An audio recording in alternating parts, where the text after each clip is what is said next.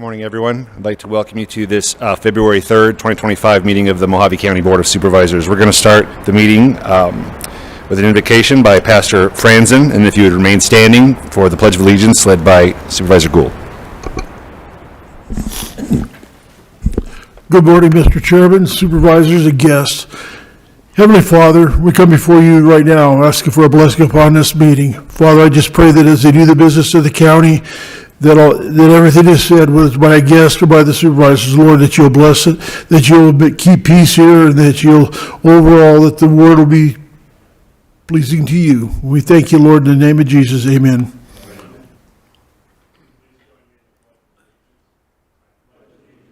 To the flag of the United States of America, and to the republic for which it stands, one nation under God, indivisible, with liberty and justice for all.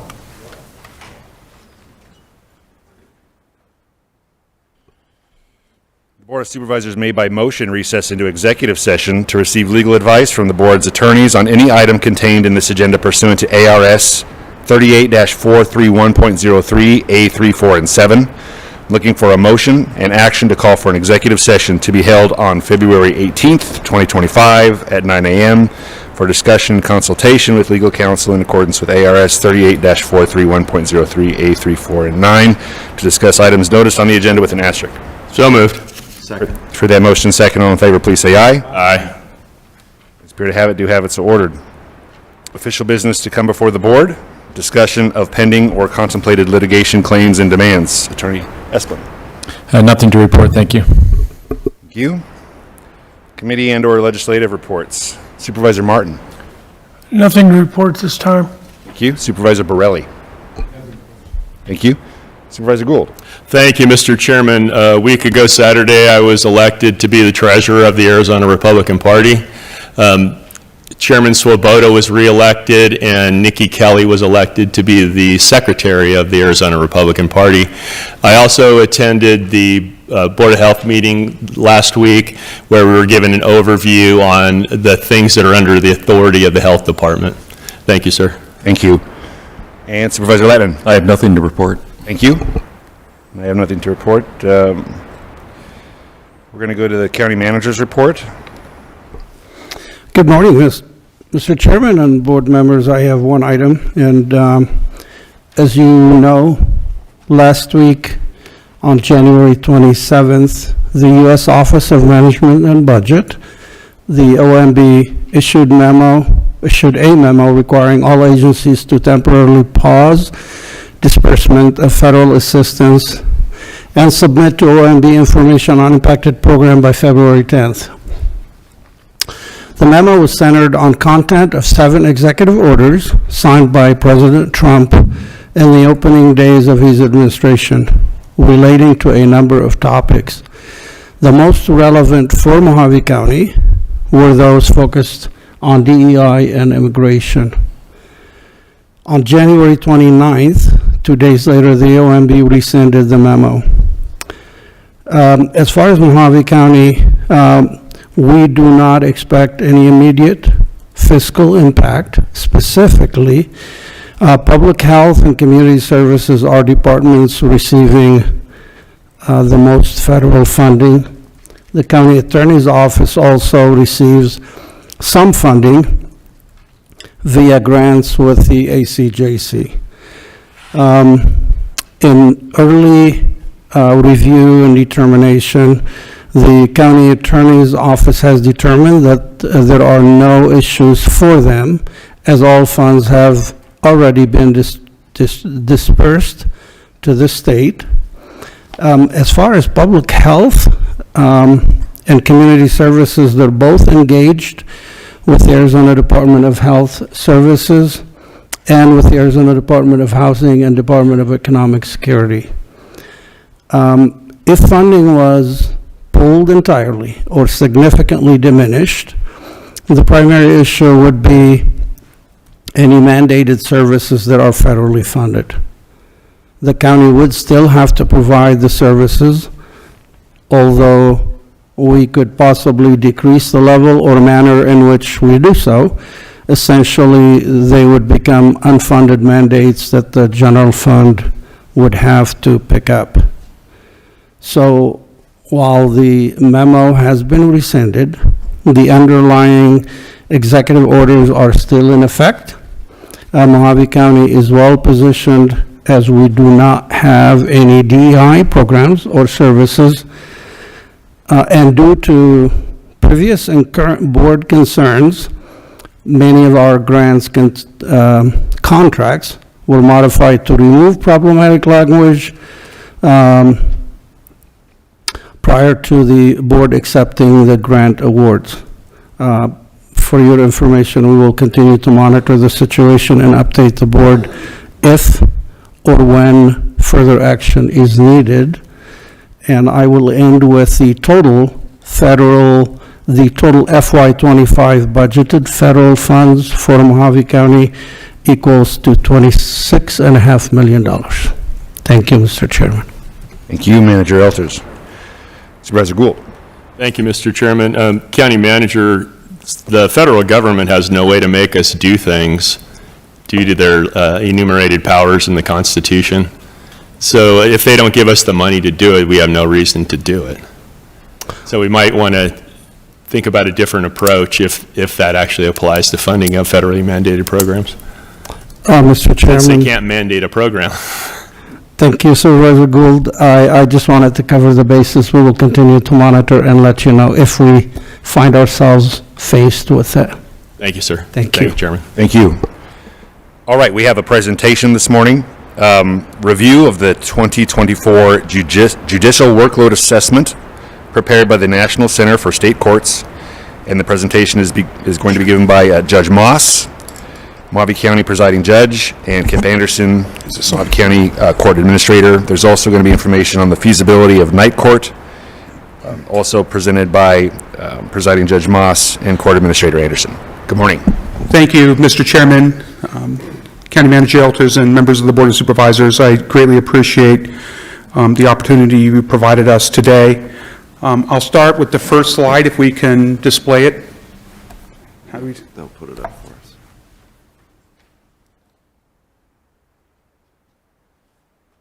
There we go. Back in March or so of last year, the Mojave County Superior Court began a study. We obtained grant dollars in order to fund it. Nothing came out of the general fund. And it was a workload assessment. We had done something similar in the 2010-2011 timeframe to evaluate workloads. Without these sort of studies, we would come to the board and say we need more or less staff because we have a feeling. And so this gives us some objective data, so we're not coming down to you to speak with you about the concerns of the court without some objective data. It had been my concern that our judges were seriously being overworked, and I had come to that opinion by experiencing it myself, but also having interacted with judges around the state. And I know there's been a few articles and papers where a few of the higher profile cases were getting really close to that 60-day mark. Well, that's directly related to the workload the judges are experiencing. The picture you see here is our current Superior Court bench. Can I have the next slide? This is, I think the phrase I used earlier this morning to someone was playing poker with your cards face up. This is my cards face up.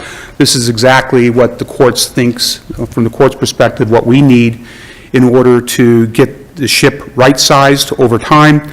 There is 4.3, round up to 4.4 million in recurring costs, and the rest of that, roughly 6.3 in one-time costs. That one-time cost should not surprise you. It's basically Phase 2B of the Superior Courthouse, the Historical Courthouse Construction Project, which the county estimates will cost $6 million. The balance of that is IT costs, one-time IT costs, computers, things of that, licenses, things of that nature, which is necessary for each judge we add so they can do their job. Next slide. This is a portion of the conclusion of that work assessment study that we did last year. Each of you should have received a copy of it. I'm not going to go through each and every page of that study. It defeats the purpose of a PowerPoint. But here's some bullet points as to what went into creating the workload assessment. I will also say court admin has checked around with other counties anecdotally comparing our caseloads versus their caseloads, and it hit the study on the T. Our judges are worked 40 to 50% more than any other Superior Court County judges that we spoke with, primarily Maricopa, and we don't have the mediation department and the law clerks that they have. So we're doing more, much more, with much less. Next slide. This is the methodology. It talks about the data collection, participation, et cetera. The methodology has not come up with the court system. That comes from the National Center for State Courts. They have their own algorithm that they use. What they do is over a 12-week period, which is fairly long. Most of these studies are 6 weeks, but we wanted a bigger data point so we could be more accurate in our numbers to figure out what is the workload burden being placed on each judge. Now, I keep saying judges. The judges in the court system are the tip of the spear. If the judges have a bigger workload, so do all the staff behind them, because the judges only get the case when it's been prepped by the staff. Next page. This is the math equation that the NCSC puts together, or NCS, correct. if I was good at math, I'd be a doctor. How they came up with this, it's based upon a nationwide algorithm that they put together. It doesn't come from us. Next page. This is the end result. This end result is based upon an average of 2021, 2022, and 2023 workloads. At the end of it, we need 13.66 judges. We have 11.1. That 0.1 is part-time judges that come in to handle things here and there when we have conflicts and stuff. But we need 13.66. That 13.66 was based upon an average of 3 years, 21 through 23. This is based upon using that same algorithm based upon our workloads for fiscal year 25. That's because I believe the 21 through 23 included at least one COVID year, so it was a little light. That's gone by. And our population is increasing, traffic is increasing, and our case numbers are increasing. And because of that, the workload increases. As of the current data point, we need 16.17 judges, which means we're 5.07 short. I'll tell you. I'll settle for 5. We can get rid of the 0.07. That's a joke. This is the actual cases. You'll see that the huge increase over the years in civil. That's driving it. Now, that looks big on paper, and it is. You go down to criminal, where it says there's a minus 2% decrease. That is a flawed number, in my opinion. It's factually correct, but it does not give you the real picture. The Arizona legislature over the years has gotten rid of a lot of the low-hanging felony fruit, the drug possessions, which you plead out quickly, things like that. And they have left the harder cases, I shouldn't say harder, but the cases which are slightly more complex to resolve. In addition, Mojave County has the per capita highest criminal jury trial in the state of Arizona. It's between, like, say, 60 and 106, I think, depending on the year. And you can take 70 to 80 as our yearly average, which blows out every single county in the state on a per capita basis. So even though you might think there's a slight decrease in the criminal cases, and that's factually true, the workload for those criminal judges is actually very high. When I drill down into the figure, the criminal judges are working basically, like I said, like everyone else, 50% more than any other judge in the state. When it comes to this is a basic overview of the court system. The Superior Court structure includes the Superior Court, the clerk of the Superior Court, the probation department, and the limited jurisdiction courts. They're all under the Superior Court umbrella. There's roughly 200 employees total in the court system as a whole. We'll start with the Superior Court. This gives you an overview as to what the Superior Court currently has on the judicial side of the equation. So there's 11 judges, 2 different categories, 11 judicial assistants, 6 bailiffs, 3 court reporters, though we actually have 2 others, so we actually have 5 court reporters if we need them. We don't have enough bailiffs, we don't have enough court reporters, and that's primarily a budget issue. Next slide. Oh, here we are. This is the existing court admin. These are the guys who keep the Superior Court structure going. And for example, if you go down to very low, bottom, mediation department 2, that's probably a fraction of what it was in 2008, 2009, when it was slashed. And because the mediation department is so low, it's one of those things that our Superior Court system does not have, which slows the flow of cases to a timely resolution. That number needs to be bumped up, as does some of the others. Next slide.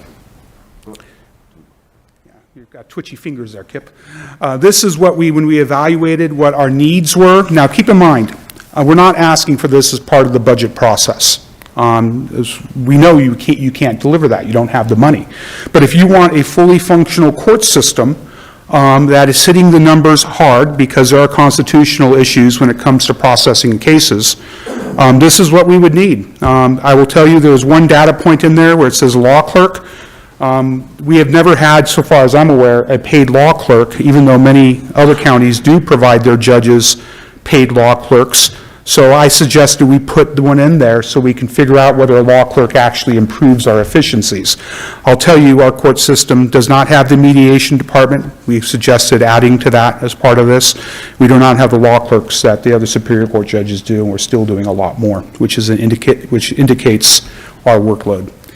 When it comes to, there's a trick, not a trick, but there's a concern here. I don't see if we see it right here, court reporters. Getting a court reporter into Mojave County almost takes an act of Congress. We pay well, but so does every other jurisdiction, because court reporters is one of those professions that not a lot of young people think about going in. It has a very high washout rate. I think the washout rate exceeds that of Parris Island, and it's a very demanding job, and very few people can get through it. So we're constantly short court clerks, and some more data to that is on the side. If you can go to the next slide. This is what a judge costs. When you say a judge, well, what's a judge? A judge sits on the bench, he goes in chambers, he reads cases, he reads motions and briefs and petitions, and he issues orders. But he doesn't do it in isolation. You need a judicial assistant. That's what JA is for. You need court clerk to run they create the record, a bailiff, and that's how much they each cost. Now, constitutional division's at 246,421. You folks have already approved that. That's slightly high. If you looked at your budget package from last month, it's actually under 200 because some court fees went up. We did not include those court fees in there, and those court fees go to your general fund, so it's actually slightly less than 200 for Constitutional Division 8. So you've supplied that, and I thank you very much for that. If we're going to, however, go to staff what we need 4 more. And you're looking at a $2.1 million problem when it comes to everything as a whole. And that is a big nut to crack. Next slide. This is court admin. Judges don't operate in isolation. If you increase the bench by 40 or 50%, which is what you need to do, and what we're asking you to do, how we get there we can discuss. You need to provide all the support staff that goes along with it, the court reporters, the mediators, the mediation supervisor, the HR. In most of our meetings, at least our procedural meetings, are occurring by Zoom. All the trials are still in person, so the courtrooms are still being used, but we're trying to be more efficient for working people. So that costs $480. This is the infrastructure need, the one-time request from IT. If you provide more courtrooms, we need PCs, we need FTR, which is our recording device. We need the audio-visual stuff. We need all the stuff that the courts can interact with in a modern era. Next slide. Phase 2B, this is the one that shouldn't be a surprise to you. Phase 2A is currently under construction, and that will get us 1 Superior Courthouse room, 2 Justice Courts, and some office space for various clerks and others. Phase 2B can get us that historic courthouse back in action, which is currently out right now. It'll get us a hearing room off to the side, so that gives us 2 more housing spots for 2 more judges. So if the historic courthouse and annex ever gets complete, I'll have room for 3 more judges. We also have an existing extra space in Lake Havasu, so I have room for 4 judges. Now, keep in mind, if 2B is complete, 2A is complete, and you got me 5 judges, I have space for 4. I'm still missing space for 1. So we still have to have that discussion. Where do I put that 1? Because I don't have, even if you did everything that's being contemplated, and it's being contemplated and I appreciate it, I'm still going to be short space for 1 judge. Next slide. This is the Superior Court total cost. This is basically the summary. 6 million of that, or 6.3 million of that is one time. The 2.6 is recurring. So that's the Superior Court cost. Next, Clerk of the Court.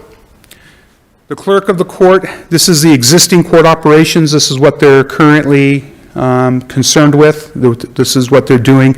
And I got to say, I think I sent a letter back to you folks back in August of '23, and I evaluated the clerk's office, and our clerks are doing amazing work. Just like the judges, they're doing a lot more for a lot less. Whether you compare it to the numbers of cases they process based upon money, the number of cases they process based upon population, any kind of objective data point you use, our clerk of the court is head and shoulders. Next page. This is their needs. It's very simple. They need pay because right now they're a dog chasing their tail. They did a study that came from the Administrative Office of the Courts, and the minimum starting salary really for a clerk of the court should be $20.16. We're quite a bit below that. And so they need $4 more per hour. As part of this budget, they're asking for a $2 per hour increase. That's why you see the difference. They really need $400,000. If we get the budget initiative that's in there for this year, we'll need $158,000. Next page. Probation. Probation is by far the largest portion of the Superior Court. This is our probation department. You can look at the numbers. The probation is statutorily driven. Our staffing is statutorily driven. Part of it is funded from the state, part is funded from the county. Next. This is what probation would need. The detention center was in danger of being closed a few years back, and the board stepped up because it was cost effective to keep it open. It's a lot more to send the youth out of county who need to be detained. And this board gave our detention staff, juvenile detention staff, a big pay raise. We do appreciate that. It doesn't solve all the problems though, because right now, when someone gets sick, when someone wants to take maternity leave, FMLA, et cetera, we're still struggling with staffing, and they need more employees so people can actually have time off. And that's going to cost $360,000 if you look at that first initiative. Number 2, salary range increases. That's fairly modest at almost $26,000.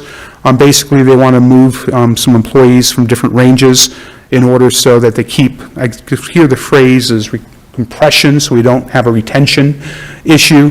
That's essentially what they're saying here. Need number 3, and we lost 4 positions over time following 2008. They were different positions, 2 probation officers, 2 PSAs, but they never got put back in the budget. They were cut. And we need it because, again, it's statutorily driven. It's a 65-1 to ratio. There's many ratios, but that's the main one for most people on probation. We're constantly dancing along that line to stay in compliance. And we are struggling because if the courts aren't going to follow the law, how can we expect anyone else to follow the law? Next page. So this summarizes the costs that probation would need. Again, most of this is not in this coming up budget, but this is to give you the overview of the deficits within the court system, including probation. These deficits need to be covered. We need to figure out a way to do that, but this is not entirely within the current budget that we are presenting. This is just an overview of where the courts are at as a whole. Limited jurisdiction courts, there's 5 of them. North Canyon's the smallest, that's north of the Colorado River. And then we have the 2 in Kingman, 1 in Bullhead, and 1 in Lake Havasu. This is a summary of all the employees in there. Can you go back to that page? You might see that there's a couple of these data points are included in the fiscal year 26 budget that you'll be debating soon. Most of it is not. If you can go to the next page. It's, again, like clerk's office, it's personnel. We can't keep losing personnel and constantly hiring people in and constantly having to train them, only for them to decide they'd rather go work for the state, the contract prison or other entities that can pay more. So if we want to keep our people, we need to move them up on the rate. Again, this is based upon a study analysis that was done. Next page. I'm going into night court. Night court has been suggested several times. There's benefits to night court, and I used to be a little hesitant about night court because it looked good on TV, you know, with the New York night court where all the comical stuff that's going on. It was a great TV show. But in reality, and you can go to the next slide, in reality, it really hasn't worked in Arizona. It's been tried before at the Maricopa County Superior Court. And go to the next slide. It's been tried in Flagstaff, and the Kingman Municipal Court has been keeping hours till 6, and they're not really seeing any positives. I disagree with all that for some very important reasons. I think that people are misapplying night court in other counties, and I think we can do it in our county, and we can make it work. It's accessibility. You don't need to take off time for work. It's more efficiency, and that's what I'll get to. The next one is infrastructure needs. Remember that 5th judge we don't have a spot for? Well, you can build a courthouse for him, or we can hire maybe 2 part-time judges and have them run a night court, and we can basically seat 2 judges in the same chair at just different hours. And that's one of the things that came to my mind. Now, one of the big detriments to night court, and the biggest one is, and there's 2 big ones, or 3. One is the costs of night court. It's not just a matter of simply reassigning personnel. My personnel already have enough work to do without creating a night court for them. If we're going to reduce workloads, if we're going to try to make things better, you're going to need new staff. You're going to need security during the night court. And you're going to need buy-in from the justice agencies. And that's one of the big ones. Because the county attorney, the public defense agencies, they already are understaffed and overworked. They do not need increased hours. What they need is more bodies. And until they get more bodies, I think they have zero interest in appearing at night court because they have enough work to do from 8 to 5. They have too much work to do from 8 to 5. So the additional hours doesn't help them at all. And so I believe the attorneys would be resistant. That's, by the way, what happened in Maricopa. And in Flagstaff and the attorneys were the ones that were resistant. You want to go to the next slide? This is the costs of night court. If you want a Superior Court night court, which is a more open bag as to what they can do, it'll cost roughly $255,000. If you want a part-time Justice Court night court, it would cost $219,000. These numbers might be high. That's if they're a full-time salary. For example, on the Justice Court night court, we might be able to bring in people.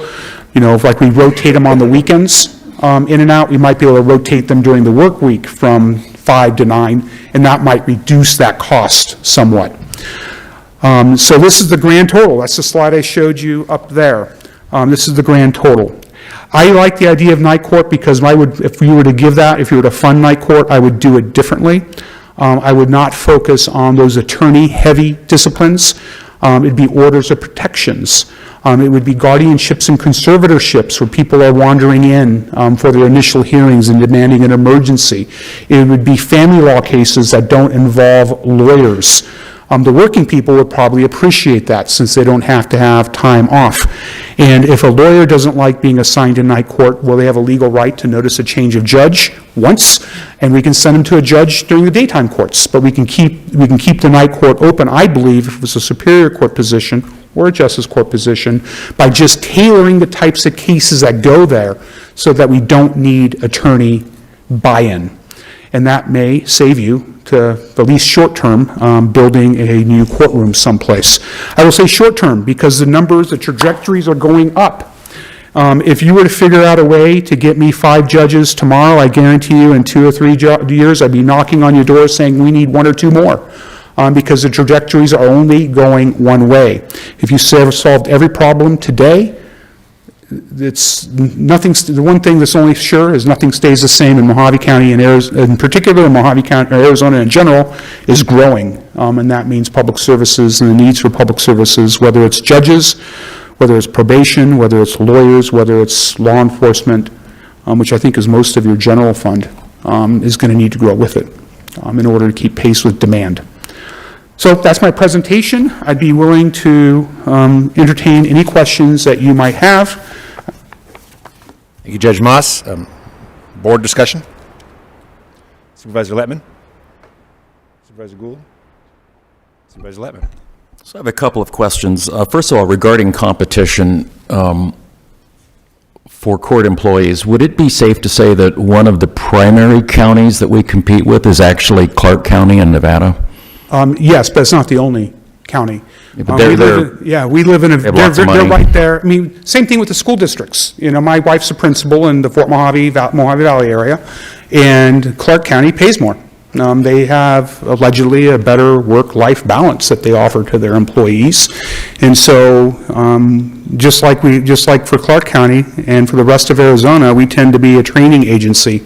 You know, getting a teacher to stick around for 30 years, it's tough. I will say when I was in a private law firm and we were looking at associates who came in through our door and started working for us, we always tried to figure out how to get them married as fast as possible and settle down. I think that, and that's difficult, but the teachers and law enforcement and every public sector issue has that same thing. How do we retain? Because we're not keeping pace with those areas which have more money. And you don't retain people by paying them less and working them more. And that's what the current situation we're in. So a couple of quick questions. When you were giving us the cost associated, does that also include the benefits? So the Yes. sunk cost of having the employees? Includes the Okay. EREs.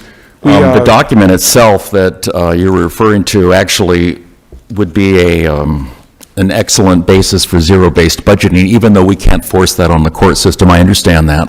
But it's fairly well documented as, at least as studies go, even though I'm not acquainted with the group that did it and, you know, how accurate and good their work is. They were recommended by, I think it was Chief Justice Brutenell, and some other members of the Administrative Offices of Courts, and that they're known nationwide. They're doing something very similar in Maricopa County. They do it nationwide. They're very well known, and they're a collection of people who are bean counters. That's maybe why you think it looks like zero-based budgeting. They're essentially a collection of bean counters. I say that if they're watching in a very nice way. They have a very valuable skill set. When it comes to our budget, I don't think I'm being hyperbolic when I say that it's 90% personnel, maybe more.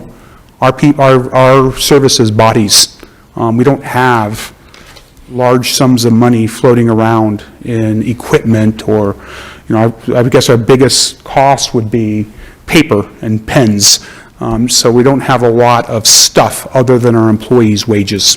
So zero-based budgeting would be very simple for the courts. We don't have a lot other than people. That's what we do, people. Okay, so I certainly appreciate the presentation, and I think it's important, at least from my perspective, that while you're being very realistic about the unavailability of funds for all of this, I think it's important to know what exactly the situation is and what we're up against. And in a good world, what would you really need? And I think this is the start of outlining that process. So I had a couple of more questions. Do you want me to ask you what I really need? I'll answer that question first. Sure. I would need what's in this presentation. I would also need and I think all the county agencies would need the same thing, a plan, knowing that we're growing, and rather than reacting to the problem after 5 years of that problem developing, meet the needs as they arise, understand that there's a constant trajectory going north, and how do we keep pace with that as opposed to looking back 5 years later saying, oh my God, we need 30 more sheriff's deputies, or we need this, that, the other. How do we get to this position? You know, we should be planning for that. A business would plan for that. They would know that, you know, they have X number of things under contract, they expect to be bidding on other contracts, and they would be plotting out what they're going to be doing this year, next year, and the year after that. We're not doing that. We're the dog chasing its tail. Yeah, well, in a manner of speaking, we are a business. It just happens our customers happen to be the taxpayers and the Correct. citizens that live here. And this, I guess this is the board of directors. So when you took a look at, when I was going through the document, could you just briefly give us the 30-second high-level version of what's going on in juvenile crime? Because the numbers, the commentary we're getting on at least a national basis, this is an area that is starting to surge in terms of incidents, workload, what we need to do. And I see a concern clearly in the juvenile court fields. Yeah, correlation is not causation, so I'm going to throw that out there. But I've noticed over my I became a lawyer in 1995, over my career, as dependencies go down, delinquencies go up. As delinquencies go down, dependencies go up. I do not know, I'm not a scientist, I've not created a study, I don't know if those two things are correlated, or I mean, I don't think they're causative, but they're definitely correlated. And we stand in an area where our dependencies are dropping, and that's a good thing. I credit DAP, that's a Mojave County program, where when we think we're going to take a child into foster care, we instead pull the parents in and we say, you have a choice. CPS, Department of Child Safety, is around the corner. They're going to be knocking on your door. We're going to take your kids. Or if you have a law-abiding, responsible family member that you would prefer your children to be placed with, we have an attorney right here who'll do a custody decree. And we'll push it through the courts. And so you have a custody order now as opposed to having your parental rights being severed. And that has caused a decrease in dependencies, and that's wonderful because rather than having a child, and I was in foster care for almost 3 years, rather with non-family members, rather than having a child who is placed outside a family, it's mostly drugs, this could be other things, mental health, but it's mostly drugs, an aunt, an uncle, a grandparent, an older sibling, who can step up. I've seen older siblings, 20 years old, stepping up, taking their 6 and 7-year-old brothers and sisters, who can step up and provide care for that child to make sure that child is in a safe environment. I think Mojave County courts and the Mojave County administration deserves tremendous credit because we're not trying to, as they would say, steal kids. We're trying to keep kids in the right families. Sometimes that doesn't work, so that's why we still have dependency cases. Some of these things are multi-generational, so everyone in the family has some of these problems, and so dependencies are still good. On the delinquency side, they're going up. I don't know why that is. I will tell you gun crime amongst the juveniles is going up. I would expect that in LA or New York. I didn't expect it in Mojave County. It was one thing when I was handling a juvenile delinquency calendar. I think I remember one case where juveniles stole a bunch of guns and then they're juveniles, they're idiots, taking pictures of themselves with Facebook, waving their stolen firearms around. That was about as bad as it got, but it's going higher. We have juveniles who are trying to be gangsters, and that's dangerous for us, the public, it's dangerous for them, and they're not very good gangsters. So we have a lot of that. That's why our detention center is being used. So the Administrative Office of the Courts and Chief Justice Timmer are well aware of the problem. It's not just Mojave County. That's happening statewide. It's for whatever reason, there's a spike in juveniles. I mean, you might say, okay, maybe it's coming from certain population groups. I don't know if that's true or not. I haven't seen any data. We can speculate as to why it's occurring, and I'm not supposed to speculate. I just know it is occurring, and we in Mojave County, I think, are being very aggressive at addressing it. And I hope that we continue to be so, and I hope it's cyclic and eventually we nip it out the bud wherever it may be, and it drops back down to manageable levels, but we're not there yet. Well, this was a very sobering report when you read through it, and I certainly appreciate your being here. I think one of the thing to note, there's certainly a domino effect, not only top-down, but so if we have more courts, more judges, we're going to need more prosecutors, more public defenders, more bailiffs. We get that. Yeah, I will say that. I'm not knocking, it's not us.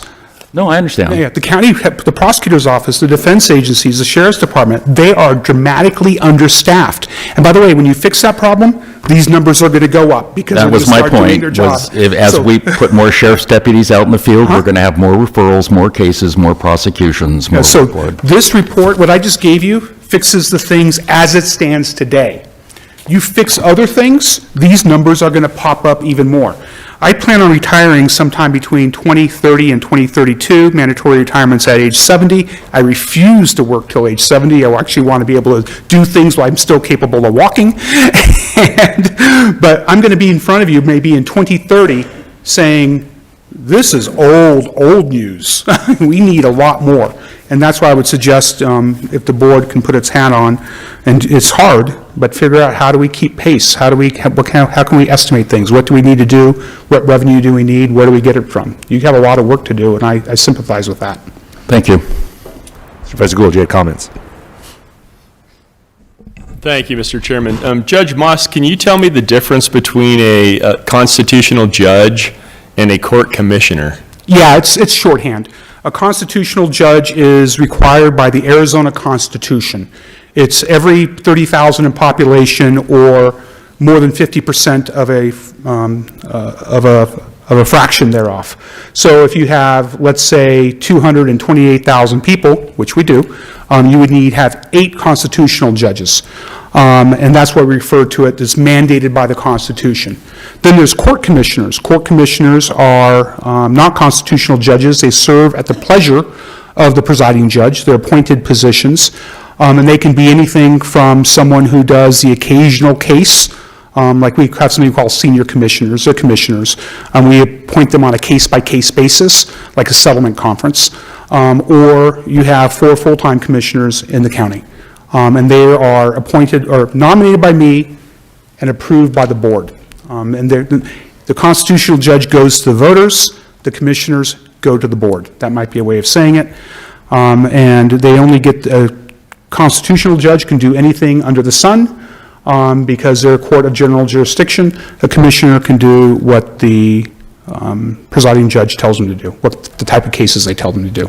I hope that answers your question. Mr. Chairman, Judge Moss, I notice on an agenda item later in the agenda, it says that we are appointing pro tem judges. Correct. So is that what we're really doing, is we're appointing these court commissioner judges? Partly, yes. There are the 4 full-time commissioners in the Superior Court. They're also pro tems, okay?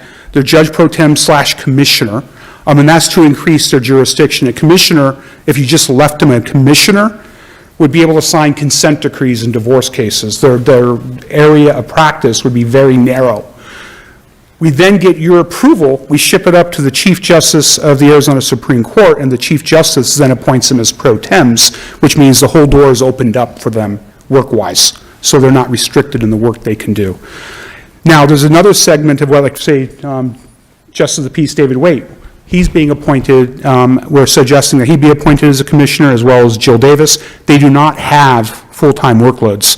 They're justice of the peaces, but they're also Superior Court commissioners in pro tems, because if we have a conflict case, our first choice is not to send it out of county. It's to call Jill Davis and say, hey, we have a family law case that every judge in the county, regular judge, knows the families, will you be able to handle it? And she'll say yes or no. She maybe does 1 a year. David Waite will probably do 1 a year. Our justice of the peaces, who are lawyers of 5 years more of experience and in good standing with the state bar, can be commissioners. They're valuable. We use them on an ad hoc basis, but it's to save money so we don't have to ship them out of state, or out of county rather. So they work as needed, which is not very much.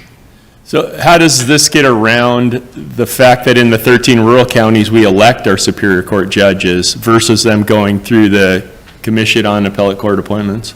That's based upon population. Once you hit 250,000 in population, which I think the Census Bureau says Mojave County will hit in 2030, then it goes to merit selection. The governor does, you have a committee, applications get sent in, the governor does the appointment, and then they run for retention where the voters vote yes or no. So Mojave County is under 250, so our judges still go directly to the voters. Our constitutional judges, our commissioners do not. And that's my rub, is the commissioners don't stand for election. They don't, but they stand for, I guess, election with you folks. But you're right, and they don't, and that's a matter of statute. I think it might even be referenced in the... I think it's constitutional. Supervisor Gould, we also do audits. We do random audits on our commissioners every few years. We send out notices to the public, to the attorneys, to staff, and get feedback on how they're doing and how their response is, and then we provide that to the presiding judge so he can keep make sure that they're doing their job and that they're getting, they're taking care of business and we're not getting some Sure, negative. gentlemen, I'm not arguing that they're doing a bad job. Yeah. My argument is that the state constitution says that rural counties get to elect their judges, but yet we have commissioners that are unelected. If you go from a constitutional standpoint, they are constitutional. There's many federal Supreme Court decisions and state Supreme Court decisions that says so. There's a variety of reasons for that. If you go back to when the Constitution was formed, these guys existed. They called them special masters. They called them this. They called them the other. They're basically, they filled in the cracks in the system. And so when it comes to a constitutionality, that's not an issue when it comes to commissioners. I'm not going to say this because I haven't looked at Article 6 in a while of the state constitution, but I think they might be referenced someplace in there. So I have to look into that more. But it's definitely constitutional. There's many people who have better titles than I who have ruled that way. Thank you, sir. Thank you, Chairman. Thank you. Supervisor Borelli, Supervisor Martin, any comments? Thank you for the presentation this morning. Thank you very much for having us. I'm sorry to be the bearer of bad news and adding to the stones that are on the sack that you're carrying. I suspect you'll hear similar tales from the county attorney, the sheriff, and the various defense agencies fairly soon. Thank you all. Thank you again. We'll be moving on to the consent agenda. Supervisor Martin, would you like to remove any items from consent this morning?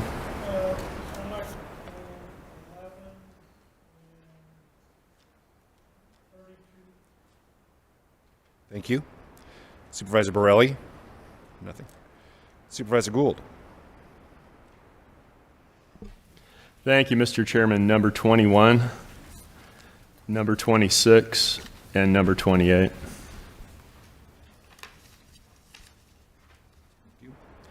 Supervisor Lettman? We've had a request from citizens to remove items number 8, 29, and 33. So, let's see here.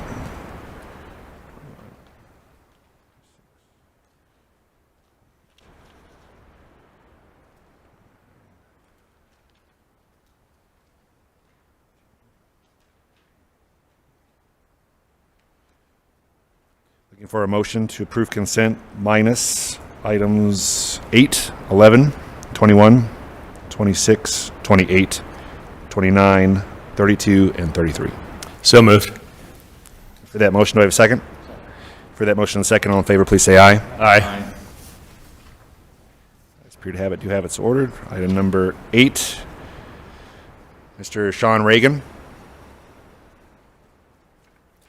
This is approve the adoption of BOS Resolution number 2025-012, special use permit for assessor's parcel number 402-35080 to allow for more than 10 dogs in an AR agricultural residential zone in the Littlefield vicinity, Mojave County, Arizona.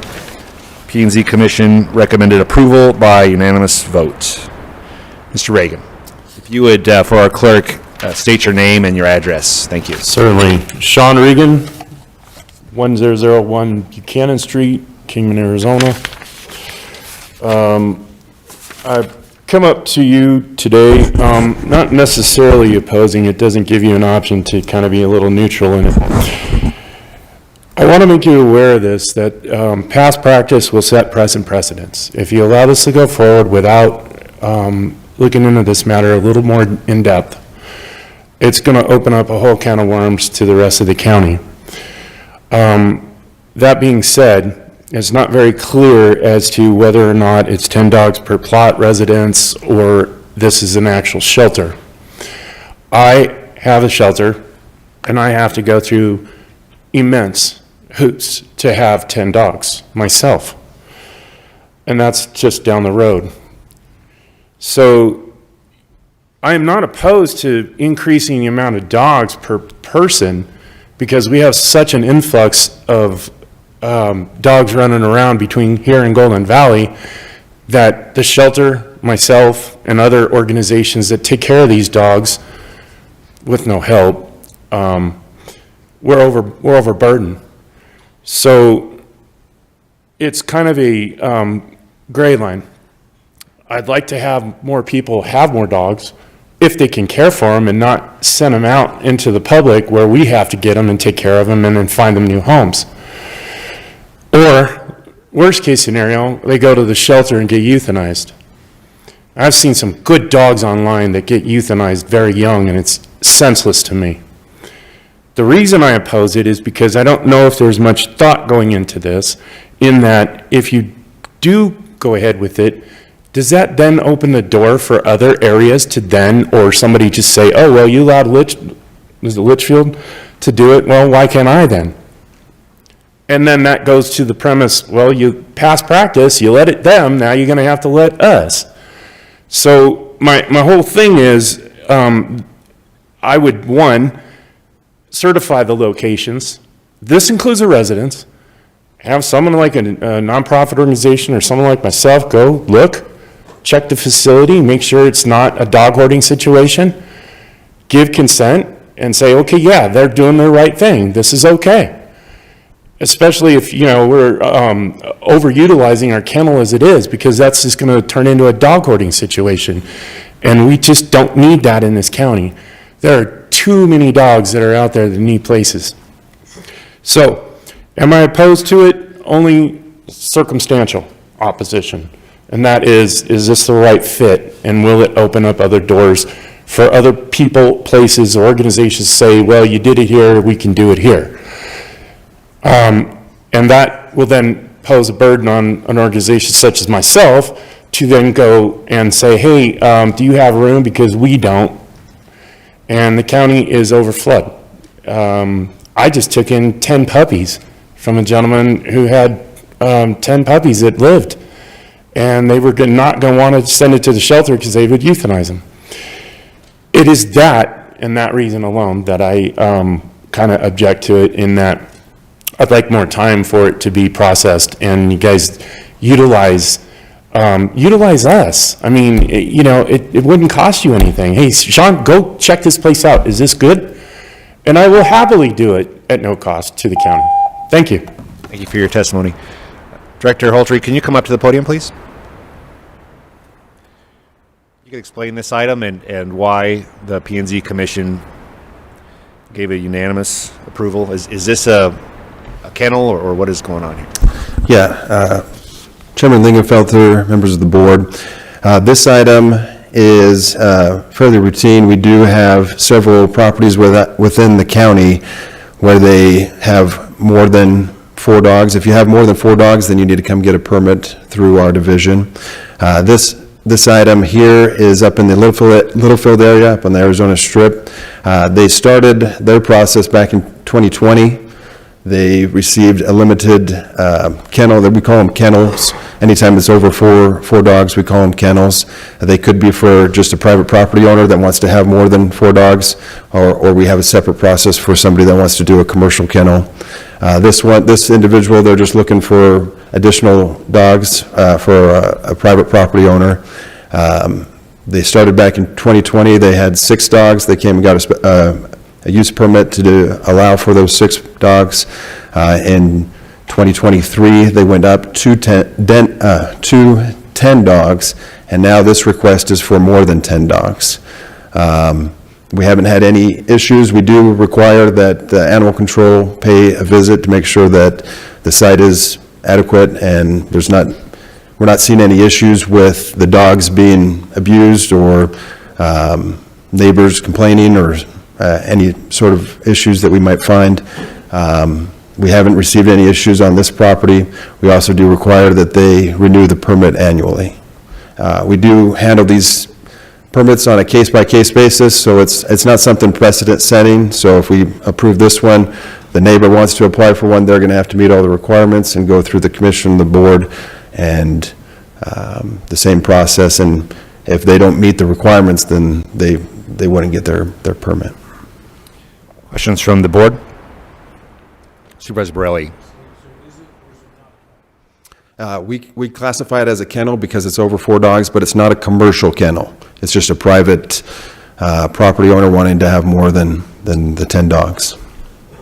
And they do have quite a bit of land. They're on a 3.25 acres. We do require that they have to have at least a minimum of 2.5. Mr. Chairman.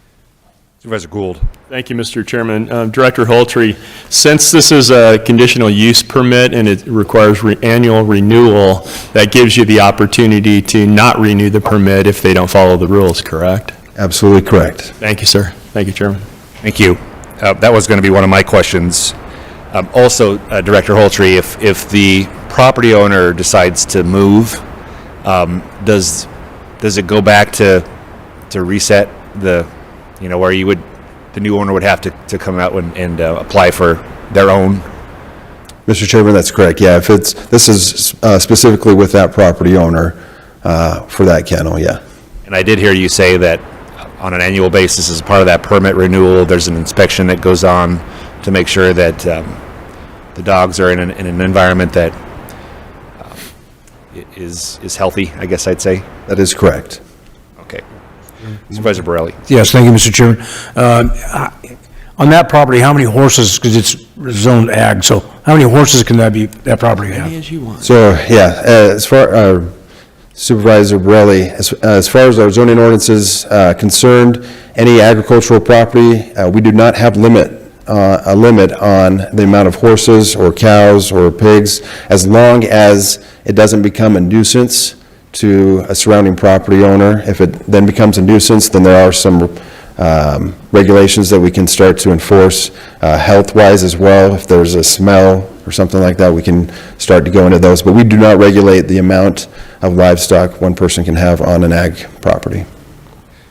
Director Holtree, no nuisance complaints on this property from the surrounding properties? Mr. Chairman, that's correct. No complaints. Okay. Any other discussion? Hearing none, I would make a motion to adopt BOS Resolution Number 2025-012. For that motion and second, any additional discussion? Hearing none, all in favor, please say aye. Aye. All opposed? Ayes appear to have it, do have it, so ordered. Item number 11, Supervisor Martin. I have a question on this.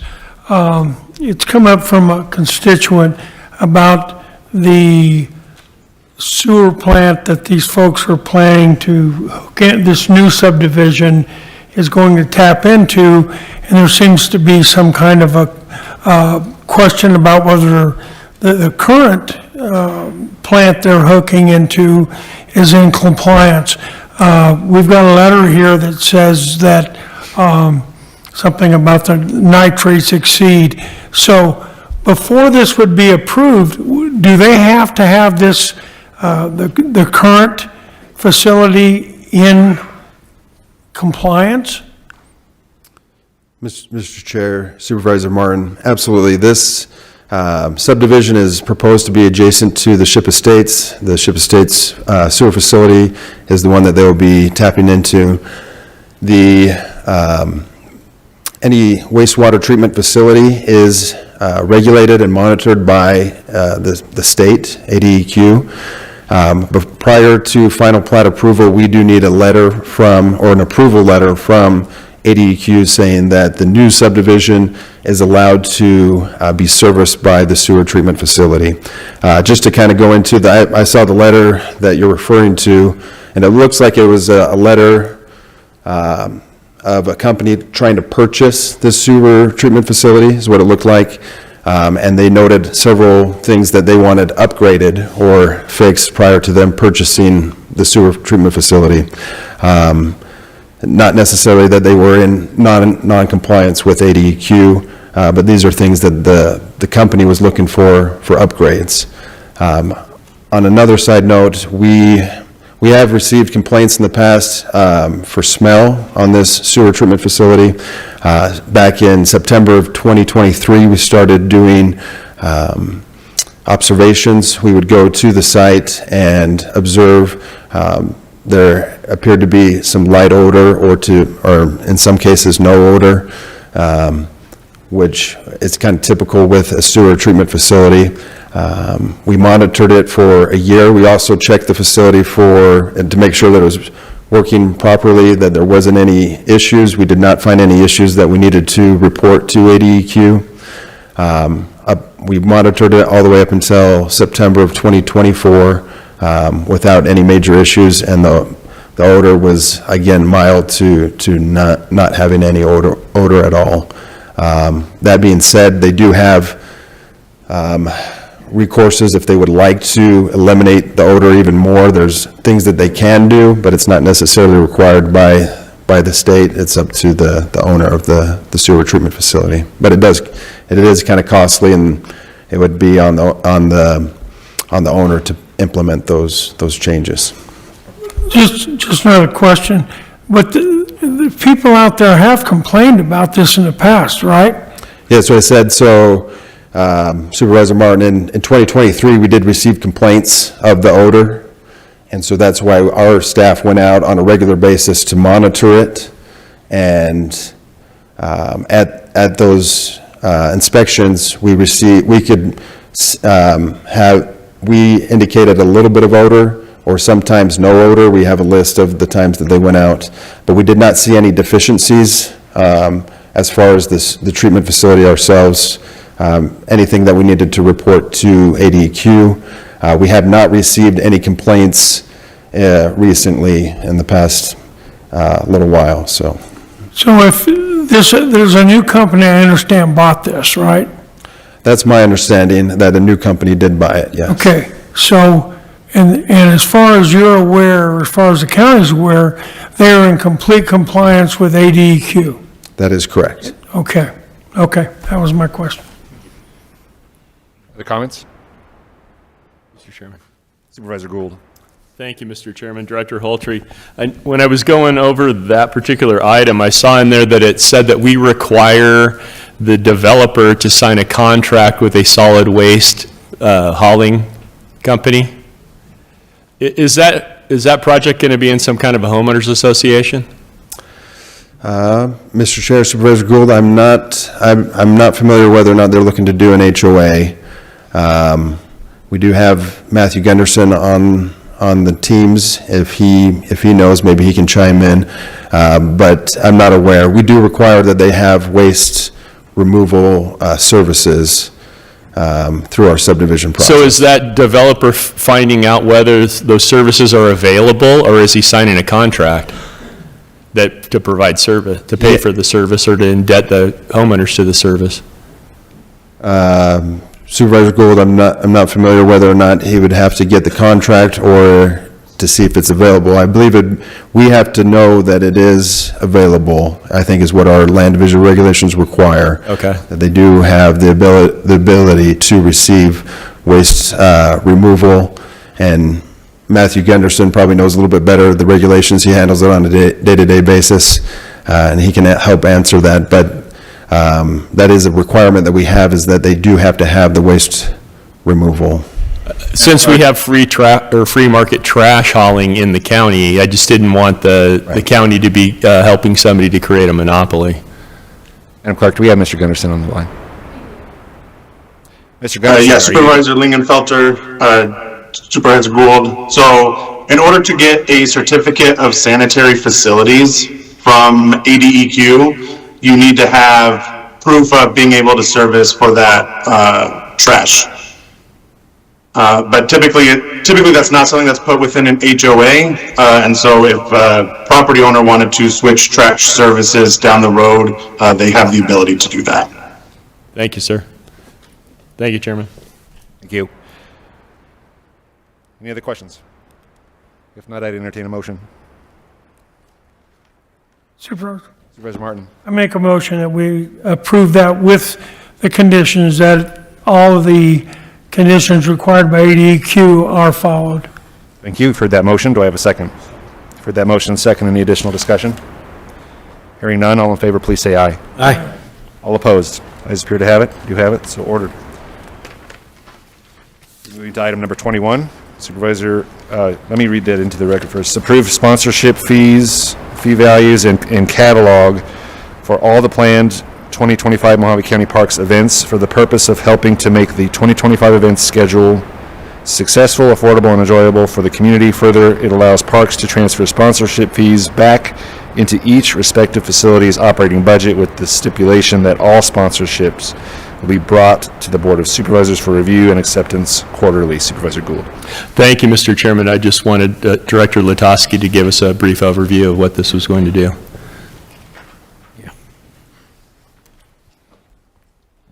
Thank you, Chairman Lingenfelter, members of the board, Supervisor Gould. This is the second year that Parks has brought this sponsorship schedule to the board. What it entails is it presents all of the major special events that the Mojave County Parks Department will be executing throughout the year, throughout our two regional parks, as well as notably the fairgrounds, and really the hallmark event being the Mojave County Fair. We are uniquely positioned with all of these events, particularly particularly in the interest of making it a net revenue positive event, to solicit for sponsorships in various different aspects, whether it's grounds advertising, whether it's actually a T-shirt that's provided to participants during the event with the company logo. What this usually entails is some advanced discussions with these partners, these commercial partners, some of which do involve long lead times. So we bring the sponsorship packet to the board for the board's acknowledgement and approval, but we will every quarter be bringing back what actual sponsorships have been secured by Parks for board's acknowledgement. Any additional discussion? Motion to approve. For that motion, do I have a second? For that motion and second, any additional discussion? Hearing none. All in favor, please say aye. Aye. All opposed? Ayes appear to have it, do have it. So ordered. We moving to item number 26, acknowledge receipt of and refer to Public Works. A petition to the Mojave County Board of Supervisors requesting that 1 West Fireside Drive from South Butch Cassidy Road to South Arlington Road, a distance of approximately 3.98 miles. 2 South Arlington Road from West Fireside Drive to West Brittle Brush Drive, the distance of approximately 1 mile. 3 West Taxdam Drive from South Arlington Road to South Cliff Road, a distance of approximately 0.50 miles, located in the southern Yucca area, be accepted into the Mojave County road system for regular maintenance, subject to meeting all applicable requirements and subsequent board approval. Supervisor Gould. Thank you, Mr. Chairman. This is in my district, and I own property in this area. It's called the Dutch Flats. It's about an 80 square mile area. Currently, there are 450 miles of roads in that area that are not up to county standard. They are actually public easements rather than even rights of way. And currently, the grid of it is cut every half a mile east to west and every mile north to south. If I do not think it's wise to begin accepting roads into the county maintenance program willy-nilly. This is a huge area. It would be a huge expense to take these roads into the system. And I believe Director Latosky gave my assistant a number on what even would cost the county to do this 5.5 miles, and the number slipped my mind, but I think it was around $1,000 a mile. Director Latosky. Chairman Lingenfelter, members of the board, Supervisor Gould, the approximate annual cost for the county to maintain a regularly maintained road, and this petition is presented in such a manner that the petitioner aims to bring the roadways up to regular maintenance standards. The cost per mile for a regularly maintained road is a little north of $4,000 a year. For tertiary maintained roads, it's a little north of $1,000 per year. The difference between the two, we aim to service tertiary roads only about twice a year and regularly maintained roads about 8 times a year. Sure. So this request is in excess of $20,000 a year for what this person is asking for the road to be maintained to their home. So, Latosky, is there a huge being a relative term, is there a concentration of population that warrants this, or what's the genesis of this? Chairman Lingenfelter, I have not looked at the actual population distribution. I would gather that it's rather sparse in this area. I don't have the specific figure, though. Supervisor Gould, is it? Yeah, there's not even one home on a section of land in the area. There might be some grouped together, but over the whole area, it's not even one home a section. Other discussion? If not, I'd entertain a motion. Motion to deny. I'll second that. For that motion and second, any additional discussion? Hearing none? All in favor, please say aye. Aye. Aye. All opposed? Ayes appear to have it, do have it, so ordered. Item number 28, accept the funds from the Best Friends Network grant in the amount of $3,210, which covers the out-of-county travel for the Administrative Services Director and Shelter Manager to attend the Best Friends National Conference held on February 20th through the 22nd, 2025, at the invite of Best Friends Animal Society, and deposit the funds into the Animal Shelter General Fund and Travel Fund. Supervisor Gould. Thank you, Mr. Chairman. I believe you had a member of the public that wanted to... You have one address member this. that's signed up to speak, Mr. Sean Reagan. And again, Mr. Reagan, for our clerk, if you would please state your name and address, we appreciate it.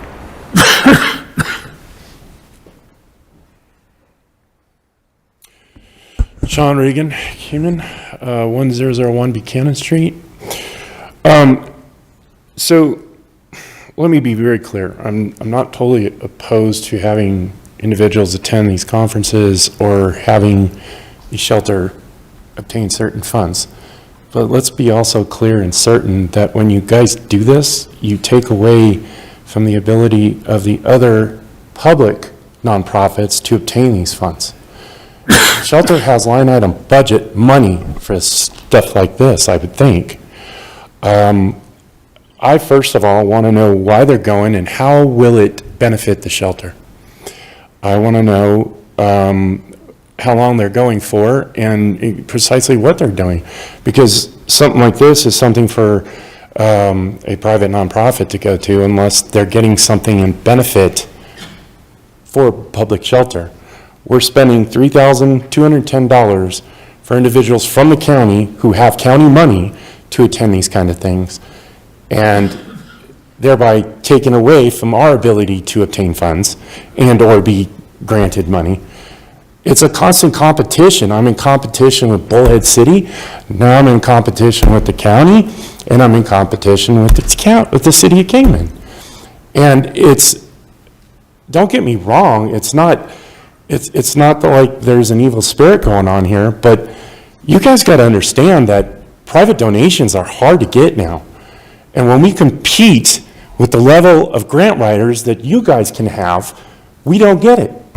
And then we suffer. And then I come up here and go, how come you guys don't help us? And then I get stared at and nobody tries to contact us and go, hey, Sean, what can we do to help? What can we do to make your benefit or your shelter better, or this shelter or this organization better? What can we do as an organization? Because I'll tell you what, when the shelter's full, they look at us to come get the dogs, and other people, members of the community, look at us because they don't want the dogs euthanized. I have a no-kill shelter, but I only have limited spaces and limited funds. That is my pledge. With things like this, is it directly benefit the county shelter, and what benefit do we get for the dogs? Plain and simple. I don't want to send somebody on a damn vacation because it's paid for by somebody who's privatized when we got to do everything ourselves, and I'm sitting back here taking care of those dogs that nobody wants to give the county. So it's a convoluted situation. So in this, like I said, it's always a gray area. I'm not totally opposed, but I want to know what benefit we get from it, because I have to struggle. And if I have to struggle, I'm going to come up and I'm going to make some stink about it, because I don't see any help. Bullhead, Kingman, the county, nothing. Nobody wants to volunteer. Nobody wants to donate. It takes money. The vets aren't doing their job for free, and I certainly don't get dog food a whole lot for free, but it really wants me to take in the dogs and do nothing for it. So it's going to take a collaborative effort. I'm going to stand up for every one of these, and I'm going to let it be known that, if we don't get a dollar-for-dollar return or something of that value that benefits the canines, like we're not going to euthanize 10 dogs for this $3,000, or we're going to take care of, or something along those lines. Because you guys are competing with me for a line item budget. They're budgeted, I'm not. I get donations, you guys get donations. Who wins? You still kill dogs. I don't. Thank you very much. Additional, I don't see a, Yes, you didn't change the rules yet to allow us to technically sign up to speak, and I was didn't not see it. sure this would be pulled, but I have very, very, very important information on this. please proceed. Thank you. This is Best Friends. If this were, I just want to say, if this were an all-expense-paid trip to a Nathan Winograd No Kill Now seminar, you would hear a peep out of me. But this is Best Friends. I know quite a bit about Best Friends because I've been in the dog thing a long time. Best Friends is also known as the Process Church of the Final Judgment, AKA the 4 Pi, AKA the Foundation Church of the Millennium, AKA the Foundation Faith of God, AKA Best Friends Animal Sanctuary, and now Best Friends Animal Society. They are a pseudo-satanic doomsday cult that has ties to Charles Manson, that has ties to cannibalism, animal sacrifice, a lot of very, very disturbing things that have never been debunked, despite their efforts to get most of it scrubbed from the internet. They lease 17,000 acres in Angel Canyon near Kanab, Utah, from the Bureau of Land Management. The public only sees a small fraction of that 17,000 acres, which ironically is located next to the only dead animal rendering plant in the state, I believe. But you say, okay, well, maybe that was back in the day, right? No. The current board of directors of Best Friends contains multiple founding members of the Process Church of the Final Judgment.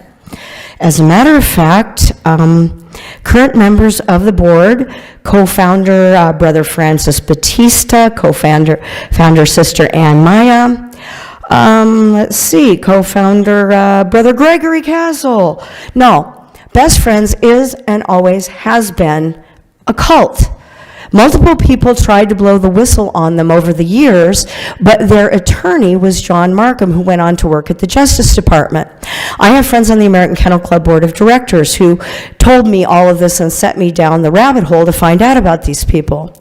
The reason they were never investigated, none of the federal complaints, was because of their connections within the U.S. Justice Department. It always just sort of fell into a vacuum and nothing ever got done about it. But my objection is that we would be doing any business with Best Friends.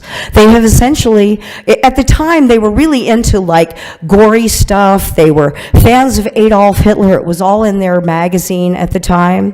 But at the current point, what they do is they say, save them all. They raise money off of animal rescue, and then they funnel it into lobbying activities that are designed to undermine basic animal welfare and constitutional rights. Thank you. Thank you. Madam Clerk, is there anyone at the county that's either here or online that can speak to this item? We have Director Aaron Schrenkost. Is that how you say your name? Sorry, Aaron. Good morning. Good morning, Aaron. Good morning, Supervisors. That's not Aaron. You've heard the conversation this morning. Can you speak to those points? There were several, so I'm not sure where to begin, but just to give a brief overview of this is a grant fund from Best Friends. We are a partner of theirs. That's how we obtained the grant. That was the first question of why aren't other organizations receiving it, and to my knowledge, many are. To get into specifics of what's being discussed at this conference, I can definitely send out a link to the conference, and it will give out all of the breakout sessions. In terms of what this benefits the county, I can definitely do as directed and write the what we've learned after the conference, like we did the last time. But if there are specific questions, I'd love to discuss them each one. Thank you. Manager Alters, you'd like to make a point? I think also Supervisor Borelli has a I'm question. sorry, was that you? I wanted to just add, our goal for the animal shelter is to minimize the amount of general funds that go into it. We do receive multiple grants from Best Friends. They go toward spay and neutering and best practices. This is really intended for our staff to continue to learn and enhance their practice at the animal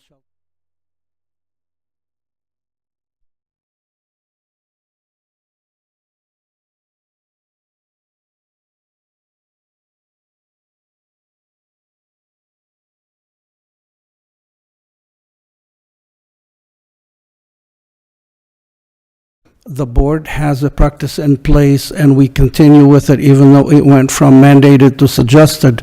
Anytime a county employee goes to a conference or a meeting, they provide a report to the board when they return on what they learned and how that the conference that they went to benefits the county and the practices that we do, and this will be no different.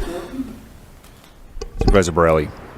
Yes, thank you, Mr. Chair. That was my question was, in what capacity are we a partner, is Mojave County a partner to this? But I think you just answered the question, so. Supervisor, Manager Alters. Mr. Chairman, Supervisor Borelli, we're a partner in the sense that we receive funds from them, grant funds, and we use them.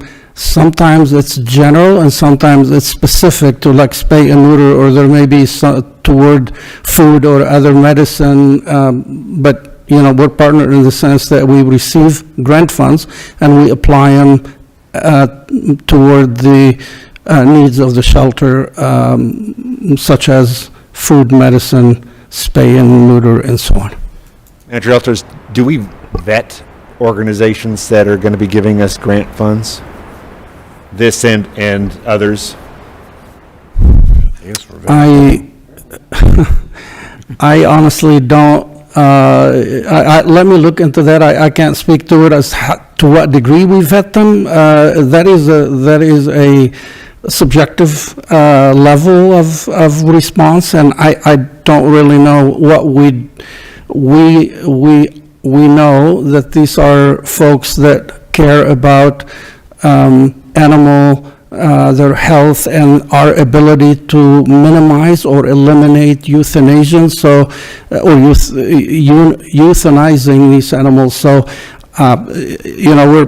we're basically benefiting from those dollars. So the degree of vetting, I can't speak to it. I would be happy to come back to the board and address it. I don't want to mislead you in any way, shape, or form. Yeah, well, you understand I understand, I think the whole board understands the fiscal component of this, but at the same time, I think that it would behoove the board to understand who exactly organizations are, what they're all about, what other organizations they may or may not be involved in, so that this board has the information to make an informed choice about whether or not we want to do business with them.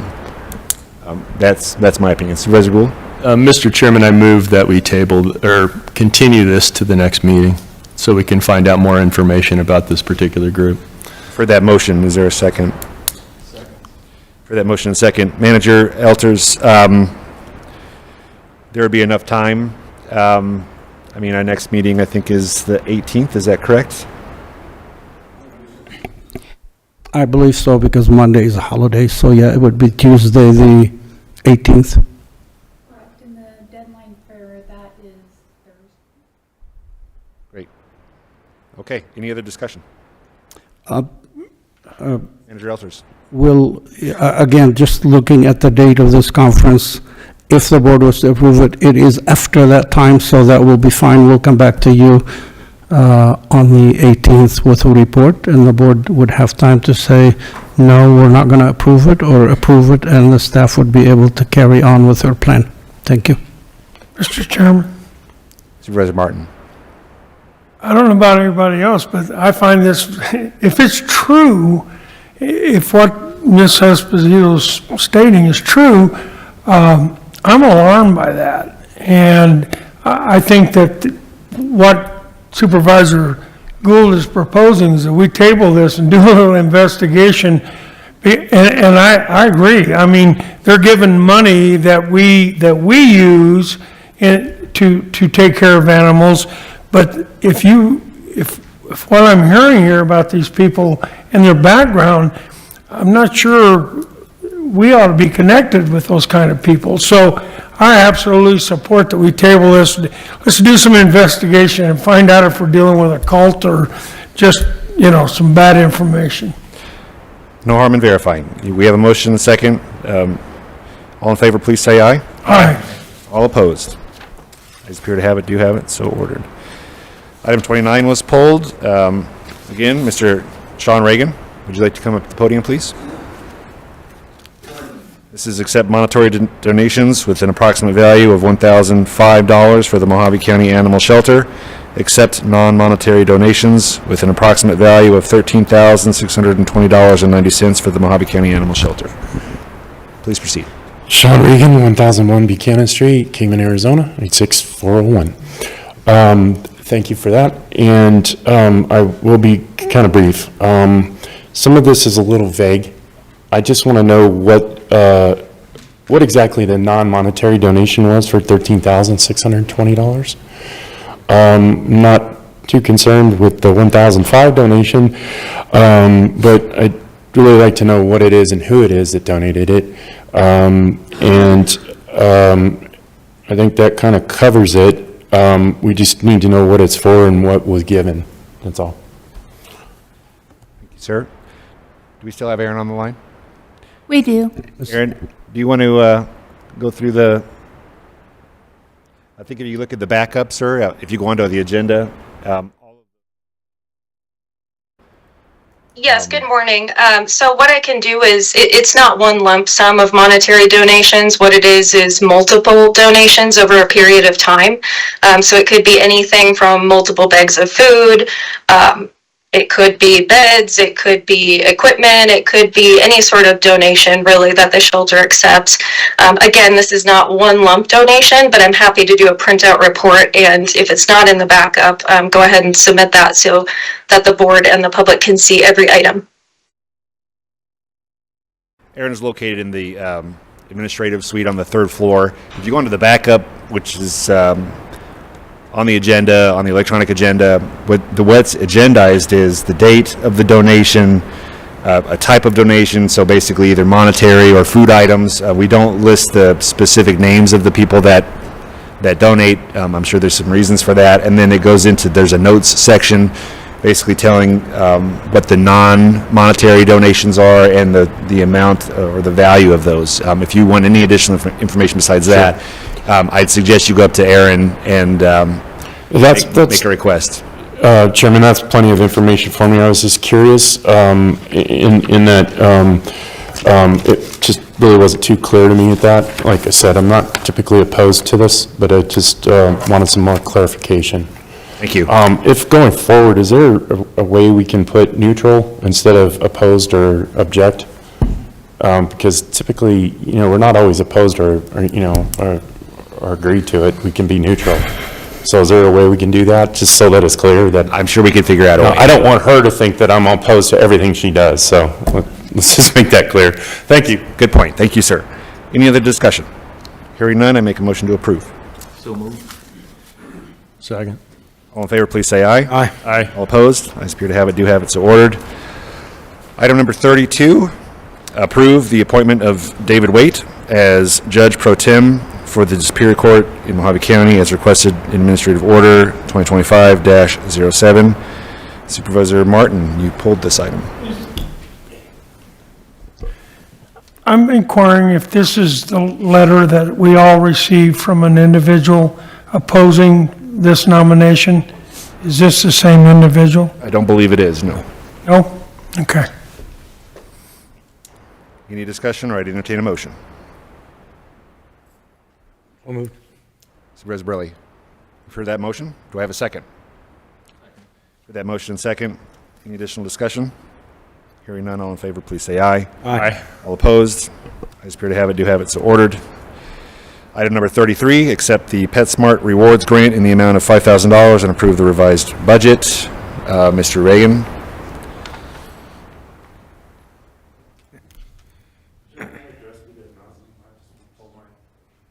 Okay, great. Thank you, sir. Any additional discussion? Otherwise, I'd entertain a motion. Motion to approve. Motion. You've heard that motion in second. All in favor, please say aye. Aye. All opposed? Spirit to have it, do have it, so ordered. We'll be moving into the consent agenda, or excuse me, the public hearings. Item number 35, open public hearing, discussion and possible action regarding approve the adoption of BOS Resolution number 2025-019, an amendment to the Mojave County General Plan from a high-density residential land use designation to a suburban development land use or land area use designation, and to rezone from a C2 general commercial zone to an AR agricultural residential zone to allow for RVs as temporary residences for assessors parcels number 402-84-024, -025, -026, 027, 028, 029, 030, and 031 in the scenic vicinity, Mojave County, Arizona. The P&Z Commission recommended approval by unanimous vote. This is a public hearing. We have one person that has signed up to speak, Mr. Ron Onkis. Thank you, sir. Tabled once because I wasn't here to answer. Thank you, sir. After the public hearing closes, if any of the board members have discussion points that involve you, we'll call you back up to the podium. Thank you. We have nobody else signed up to speak. Is there anybody in the audience that wishes to speak during the public hearing on item number 35? Seeing none, I'm going to close the public hearing. Any discussion? Otherwise, I'd entertain a motion. Motion to approve. For that motion, do I have a second? Second. For that motion and second, any additional discussion? Hearing none, all in favor, please say aye. Aye. All opposed? Ayes appear to have it, do have it, so ordered.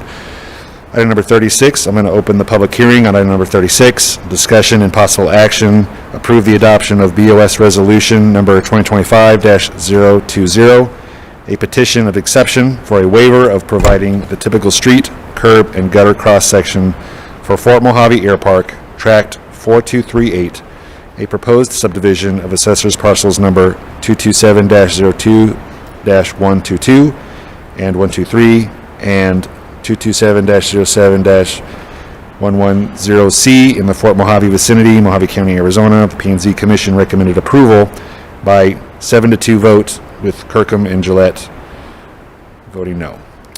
We do have two people signed up. The first being Mr. Joe Caldwell. Mr. Caldwell, if you could state your name and your address for the clerk. Thank you.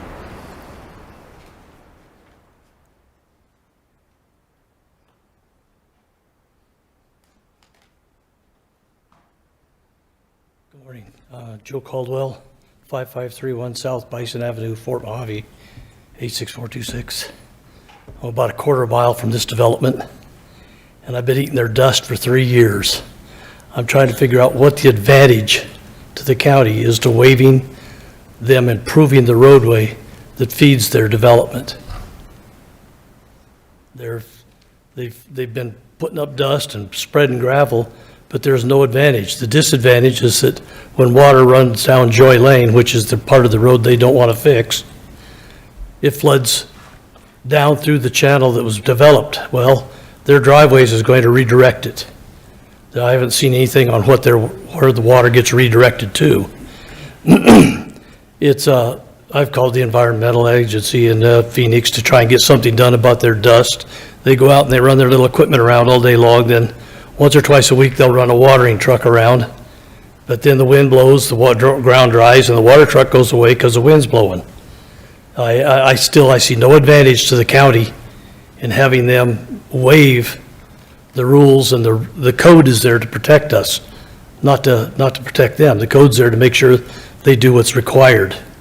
And if the code says they should fix the road, put in curbs, put in culverts, whatever's required, that's what they should have to do. They shouldn't be, the guy down the road, was a development down the road of Joy Lane, about a quarter mile west of the fire station on Joy Lane.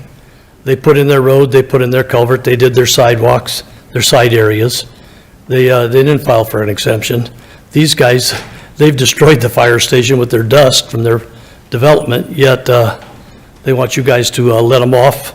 The only advantage to this is they save money. Developers don't need to save money, they need to do what the code requires. Thank you. Thank you. Scotty McClure.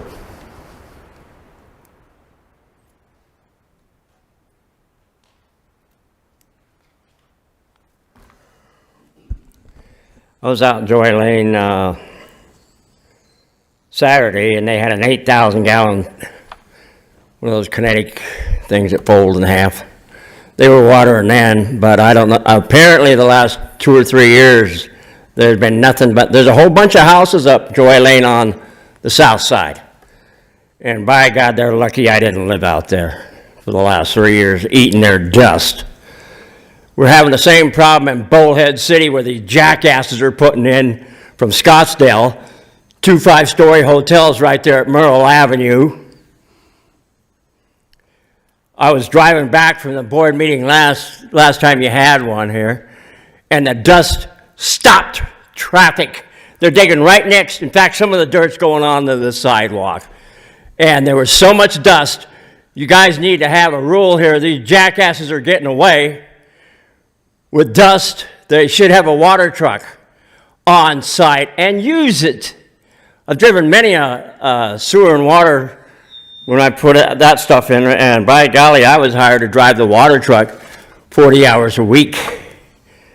So now the curbs and gutters, most of these places are going to have garages where they park their airplanes underneath the house.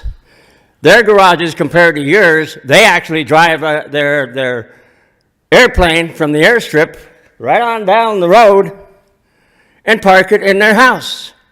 So that's why they don't want the curbs and gutters. But by golly, this dust is just something else, and that needs to be a county-wide thing, not just for these guys and not just for the jackasses from Scottsdale in Merle Avenue. No more. I'm tired of eating their dust. And Bullhead's going to have nothing but, when they're doing that other place, the state park land that's been sold, and the future one, they're going to turn it into Palm Springs, and then we're going to be doing nothing but eating dust from now on. And you guys need to do something about this. There needs to be a driver and a truck, at least 4,000 gallons on site if they've got a backhoe digging. Is there anyone else in the audience that would wish to address the board during the call to the public hearing? Excuse me. The applicant. Yeah. Come forward, state your name and your address. Thank you. James Lambert, 5096 South Antelope, Fort Mojave, 86426. I am one of the developers of the property, if you have any questions. After the close of the public hearing, if there are questions, we will call you back up to the podium. Oh, okay. Unless you have something to share. Okay. Anybody else wish to address the board? If not, I'll close the public hearing and open it up to board discussion. Supervisor Brewer. Yes, thank you, Mr. Chair. And Mr. Lambert, if you can please address the dust abatement. Do you have a plan? Well, we have, I've been paying the water bill, and it runs $7,000 to $14,000 a month. We have 2 8,000-gallon water pools. Doing everything we can as far as that, putting a detergent in the water, try to seal some of the dust. It's not always effective, as although we get dust from north of us where there is no development. We've also seen a lot of dust created west of us. When we fenced the property, we stopped an awful lot of our four-wheelers and off-roaders, and they moved to the area just west of us. You've got dozens of new tracks, and we can watch the dust rise there, blow across our property, where our property sometimes does not pick up the dust in the wind. That's not to say it never does, because it does. But I've also got dust settling on my asphalt on the north end of the runway, or north end of the property, that comes off of untouched property to the north of me. But this part here that we're addressing today is to change the, to drop the rolled curbings off the side. We have a 30-foot wide road that is inverted. It will collect all the water on the road and direct it to catchment basins and where the natural drainage is. My 404 permit from the Bureau of Reclamation requires that I maintain two major washes through that southern part of the property, and they will dump the water where they have always dumped it. One up above the, I wouldn't say up above, east of the fire department, that'll put it down in that wash, major wash that's there. From there west, we have another catchment basin that will take the water off the road that comes down in front of the fire department. So without the curbs, we are catching the water and diverting it to either a catchment basin or the natural washes that are there. Other board comments? Mr. Chairman. Supervisor Gould. Thank you, Mr. Chairman. Sir, what's the reason that you want to get rid of the curbs? On the new roads. We have the existing air park next to us has 24-foot roads that are crowned. We have 30-foot roads that are inverted, so our water will go down the road and go to where we want it to go, rather than going down the edge of the road and undermining the edges. So, is there a safety issue with airplanes and the curbs and gutters? Yeah, the curbs called for a rolled curb, which comes above, and you got a problem if a twin engine is going to the side, either to go around a car or, heaven forbid, another airplane trying to go the same way. You have a possibility of a prop strike, which is a rather traumatic thing for an airplane. And these are going to be private roads, they're not going to get They're all turned private roads taken care of by a homeowner association, so we maintain them. Thank you, sir. Thank you, Chairman. Thank you. Supervisor Lettman. Sir, so question on the part of the property that borders directly Joy Lane, is there an issue with curbs and sidewalks at that specific part of this parcel? No. In the general area at where we come down to Joy Lane, on either side of the road, there are no curbs or sidewalks. Farther down to the west, there are a couple subdivisions that are small lots. It's walled, and they have curbs and sidewalks on Joy Lane itself. But the majority to the east of Mountain View on the north side do not have curbs. Two subdivisions to the south side do. Yeah, I remain perplexed why we have so many developments in the county that just want to discard the requirements for curb, sidewalks, and gutters. We approved one at the last meeting. Is the intent for all the streets inside your proposed development that they could accommodate aircraft?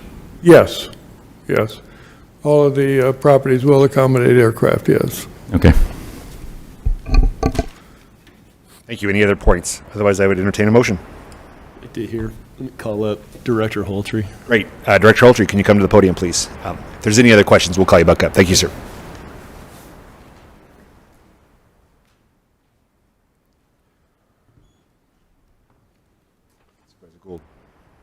Thank you, Mr. Chairman. Director Holtry, how do we assure that this project's going to drain stormwater properly? Mr. Chair, Supervisor Gould, through the subdivision process, we do require a drainage plan. That drainage plan is reviewed by our flood control district engineer and his engineer as well, to assure that all on-site water is draining properly to on-site retention. That plan is reviewed. They also have to apply for a grading permit with our department that will show that it will meet that drainage plan. We also go out and review the work done by the grading to assure that it is proper for what the plan requires. After the fact, if we do receive any complaints that it's not done correctly as well, we will go out and monitor it and investigate, and if there are corrections that need to be made, then the developer would have to make those corrections after the fact as well. So if there's a problem with the drainage, the county takes action, we don't leave the homeowners to do that on their own? Absolutely not, yeah, we will take care of it, that's correct. And an engineer came up with the drainage plan for the developer originally before it's reviewed by the county? That is correct, yeah, an engineer creates the drainage plan that we review. We make sure if there's any comments that we have, we'll make sure we get it back to them saying, hey, these items need to be corrected until we have an approved plan that meets the drainage manual that we have with Mojave County. The other thing is the road plan also is reviewed by our Public Works Division to assure that everything meets their standards as well. And state law requires that water leaves a property at the same place that it always did, correct? That is correct. So they can't, it's not going to run through someplace else, it's going to drain the way that it had always drained. Correct, and if a neighbor does complain that they are receiving more drainage on their property because of a development, that's when we would go out and investigate and go to the property owner that is creating the issue to mitigate or fix that problem. Thank you, sir. Mr. Chairman, I realize that dust has been a problem with this development. It's been a problem for years. We're addressing that with the county attorney's office. But that is not the question before us today. The question before us today is will we allow a variance because this is for aircraft also, rather than just speak, it's for streets that would be in a normal neighborhood. With that being said, I'm going to make a motion to approve. You've heard that motion. Is there a motion and a second? Any additional discussion? Seeing none, all in favor, please say aye. Aye. All opposed? Ayes appear to have it, do have it so ordered. Regular agenda. Item number 37, discussion and possible action regarding approve or disapprove a $3,600 fairgrounds facility fee waiver for use of Expo Building curtain dividers to Desert Canyon Events, LLC, for the Home and Garden Show from April 17th, 2025 through April 20th, 2025 at the Mojave County Fairgrounds, whereby said waiver modifies the total event fee and county revenue collection from $9,048 to $5,448. We do have two people that have signed up to speak. Mr. Frank Wills, if you'd approach the podium, please state your name and your address for the clerk. Thank you.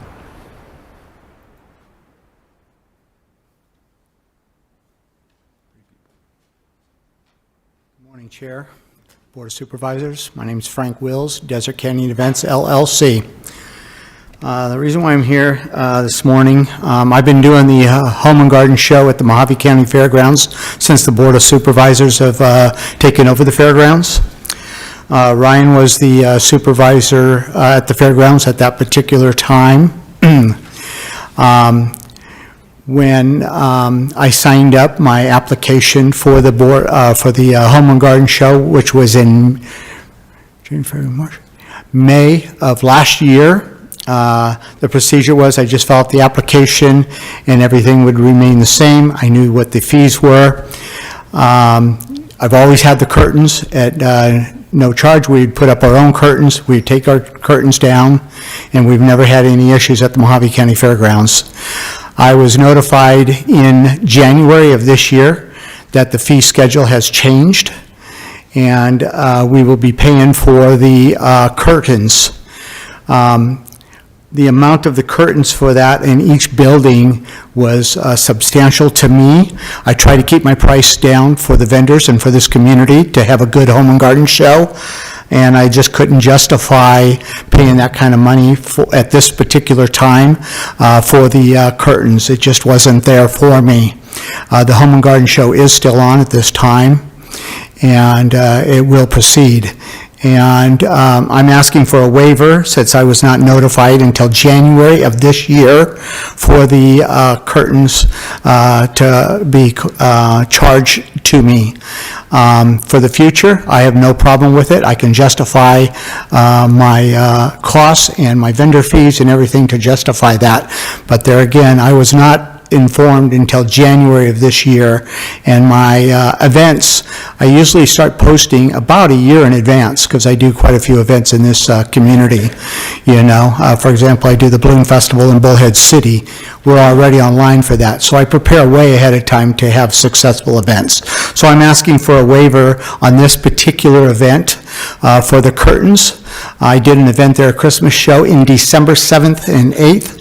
I was never charged the curtain fee. I was never told about the curtain fee at that particular time. So I'm hoping the board will look at this and approve this, adjust this cost for me, that I won't have to pay it this year for the Home and Garden Show, to make it a successful Home and Garden Show. Thank you for your time. Thank you, sir. Thank you. Scotty McClure, and then Jennifer Esposito, you're on deck. And we'll get into board discussion.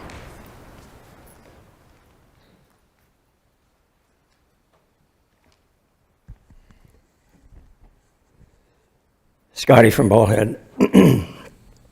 I didn't know he was just asking for this one-time waiver. And you guys might want to tell the public what the heck is that curtain fee. Well, they have dividers that separates 3 different rooms. So what he's doing is renting the whole place.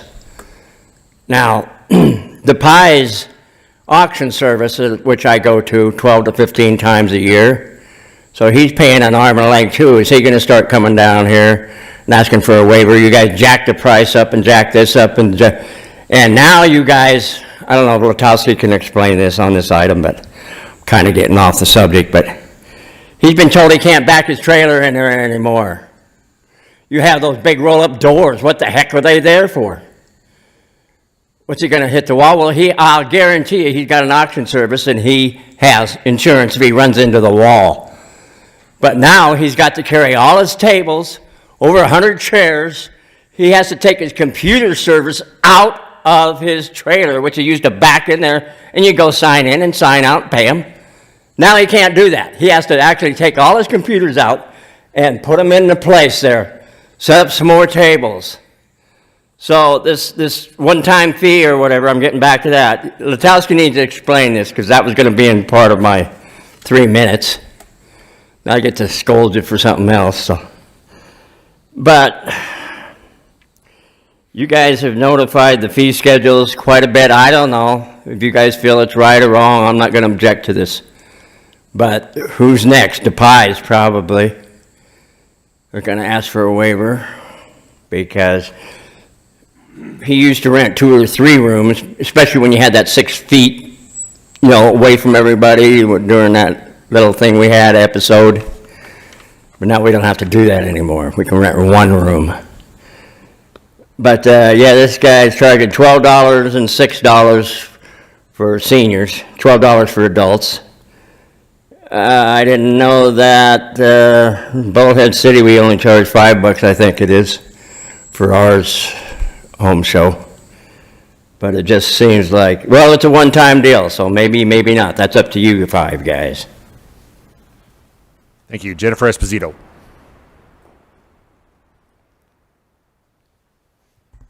Thank you. I absolutely 100% oppose giving a pass on this fee. The fees are either for everyone or they're for no one. I didn't have enough notice, or I didn't find out. That's a lame-ass excuse, if you ask me. Now, the fairgrounds was losing money for quite a long time. It's finally starting to, hold its own. If you start carving out exemptions for one vendor, and then you have to give them to everyone, otherwise you open yourself up to a lawsuit. That's just logical. But moreover, we all talk about equal treatment, equal protection, and whatnot. Either everybody pays or nobody pays. And as Mr. Wells pointed out, he puts out lots of events, lots and lots of events. He makes a lot of money. It's not like he's really here hat in hand going, oh, but I can't afford to put it on if you don't give me this exemption. No. Everybody pays or nobody pays. You took over the fairgrounds, you're responsible for the fairgrounds, it needs to hold its own. The fees are the fees. If the fees were published and somebody forgot to tell him, that's, ignorance of the law is no excuse, right? How many times have we heard that? But if you rent a facility and there is a price and there is a fee and those come along with it, then everybody should pay or nobody should pay. So I really object to carving out special exemptions and engaging in what is ultimately crony corporatism to favor one event or one promoter over the others. Sorry, that's just how I feel. Thank you.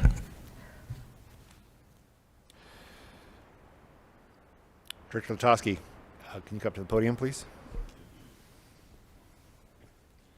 I'd open it up to the board for questions. Mr. Burley. Yes, thank you, Mr. Chair. I don't know who can answer this one, but if it could get around ballpark estimate figure, how much does the county benefit from these events, particularly this historical event that's been at the fairgrounds?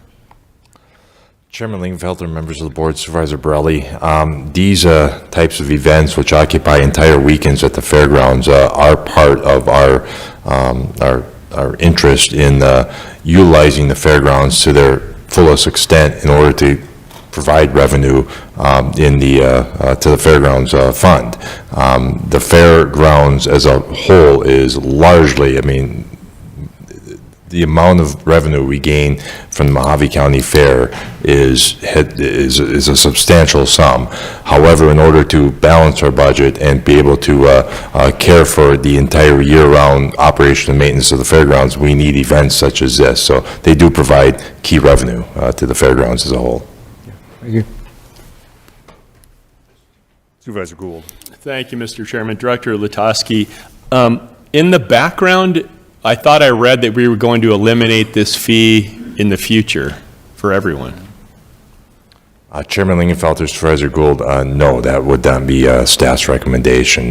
This fee has been in place in previous years as well as this year in 2025. It was staff's recommendation in the 2025 fee schedule to maintain this fee for the curtains. So was the fee in this gentleman's contract when he signed the contract? Supervisor Gould, the actual confirmation of this particular event, the Home and Garden Show, was contemplated in the December-January timeframe by which this fee was then disclosed to the event organizer.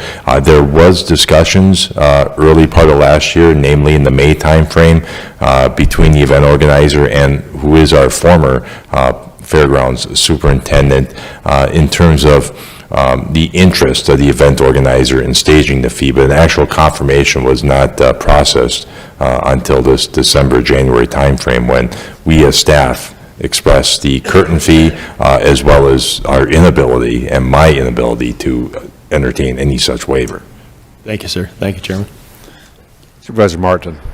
Do we, or have we in the past, do we give this this free things to other vendors? Do they pay? Chairman Lingenfelter, Supervisor Martin, Desert Canyon Events, this event organizer, to my understanding, has not paid for previous curtain rentals and previous events in 2024 and 2023. How about other vendors, though?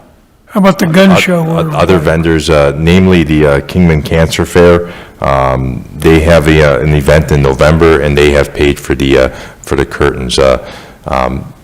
As part of the staff information that was provided to me, the gun show did not have a need for curtain rentals, so there was no fees contemplated for curtain rentals. That facility wasn't needed. Thank you, Director Latosky. I have one question for Mr. Wills, if you come up to the podium, but don't go far because I have one question for you too. Thanks.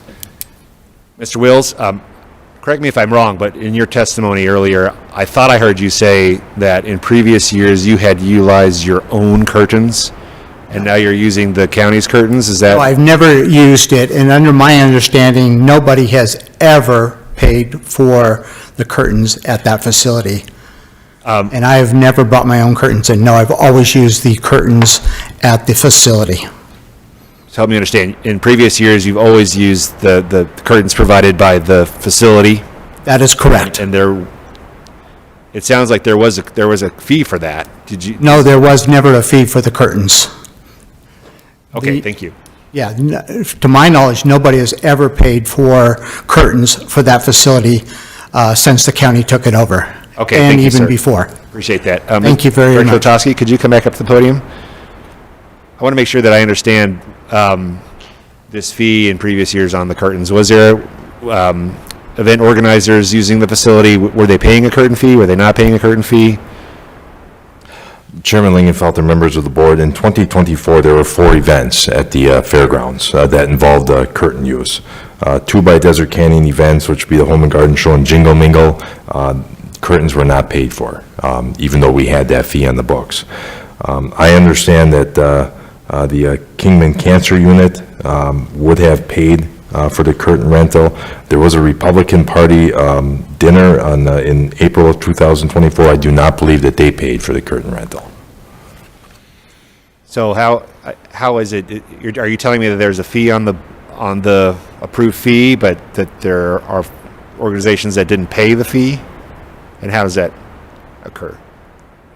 Chairman Lingenfelter, as I understand it, when there is a need to deploy the curtain dividers between the 3 different rooms of the Expo Center, that there should be a fee charged to that.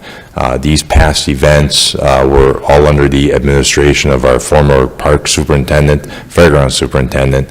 That superintendent was made clearly aware of the fees that were in place, but for some unknown reason, the fairground superintendent did not, the former fairground superintendent did not apply those fees in certain events. So you're saying that the former fairgrounds manager took it upon himself to waive fees?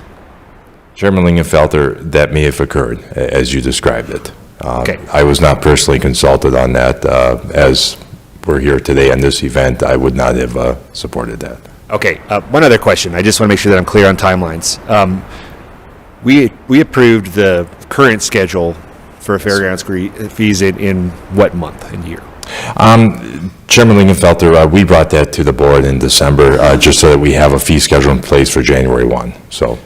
Yes. And Mr. Wills booked this weekend in February when? What date did he book? Chairman Lingenfelter, I do not have the specific date. Although Mr. Wills has talked about this April event with the former fairground superintendent as far as last May, and a formal application did not come to the parks for reserving the facility until the December-January timeframe. So if the application to book in February 2025 came to the county in December of 2025? I've had some discussions with Mr. Wills back just before the holidays in December regarding this event. And I'd like to clarify that with Mr. Wills again also, but I feel like, first of all, nobody but the board has authority to waive fees. That's number one. Second, if the fees were raised in December, and I want to see when the booking occurred, because I would maybe grandfather them in under a different fee if it was a different fee, but it doesn't sound like that was the case at all. And you're saying that the official documentation to book the February weekend came in on December. Although the application doesn't formally go through my office, I had conversations with Mr. Wills regarding this event, and I'm asking as far as formalities, right? Let's say we have two organizations, and maybe they have a tentative event scheduled for a weekend in advance. Who gets it? Well, it's the one that puts in the booking, the official booking for it, right? So that's what I'm asking, is when did the official booking happen? It sounds like December, is that right? I do recall having some conversations in December regarding this event and the various fees associated with it. I just don't have the application. Mr. Wills, can you approach the podium just really quick and let me know when you submitted the paperwork to actually book this weekend in February? This application was submitted to the Mojave County Fairgrounds in May. In fact, Shauna has a copy of it. I'm in the process of moving, so I could not find my copy of it, but yes, it has been approved. It was submitted in the middle of May of last year, the application. And So the copy that you submitted in May to the staff, if staff has a copy of that, it would have that May date on it? That is correct. May is when the application was submitted for that show, for April of this year. Thank you. That's Yes. all. Any other questions from the board? Supervisor Borelli? So, Mr. Chair, so is this a one-time waiver we're asking for? I believe it's a one-time waiver that is being asked for the applicant. Yes, and I'm fine with that. Does that answer your question, Supervisor? Yeah, thank you. Supervisor Martin, you have a comment? I do. I don't agree with it. I just flat don't agree with it. I don't know who made the decision that the fees could be waived. Like you said, we can't do it, so how the heck does an apartment person do it, or a fairgrounds person do it, that they think they have the authority to waive this? And I don't agree with it at all. And I would make a motion that we deny this. Mr. Actually, I think the board is the only one that can waive. Mr. Chairman. Okay. Yeah, that waiver. Manager Elters. Done by a former. Yeah. Mr. Chairman, these fees were approved by the board, and no one other than the board has the authority to waive them. We have had personnel matters dating back to spring of last year, and those personnel matters have been handled. They contributed toward our audit not being done on time and the state pausing our funds for the county fair, which staff has scrambled in a significant way to restore. But that individual is no longer employed by Mojave County. Thank you. Supervisor Gould. Thank you, Mr. Chairman. I believe that you and I are the only members of the board that have this knowledge. The other three members, we might be better off continuing this to the next meeting so that the other members can be informed of the situation. Home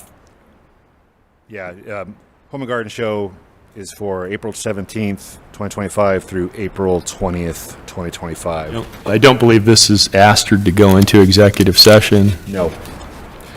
I'd entertain a motion or discussion. Mr. Chairman, I move that this item be continued to the next board meeting. I'd second that. Any additional discussion? Supervisor Borelli? Yes, having promoted and produced multiple type of events such as these, I mean, rodeos, so on and so forth, as a promoter, you're sweating bullets and,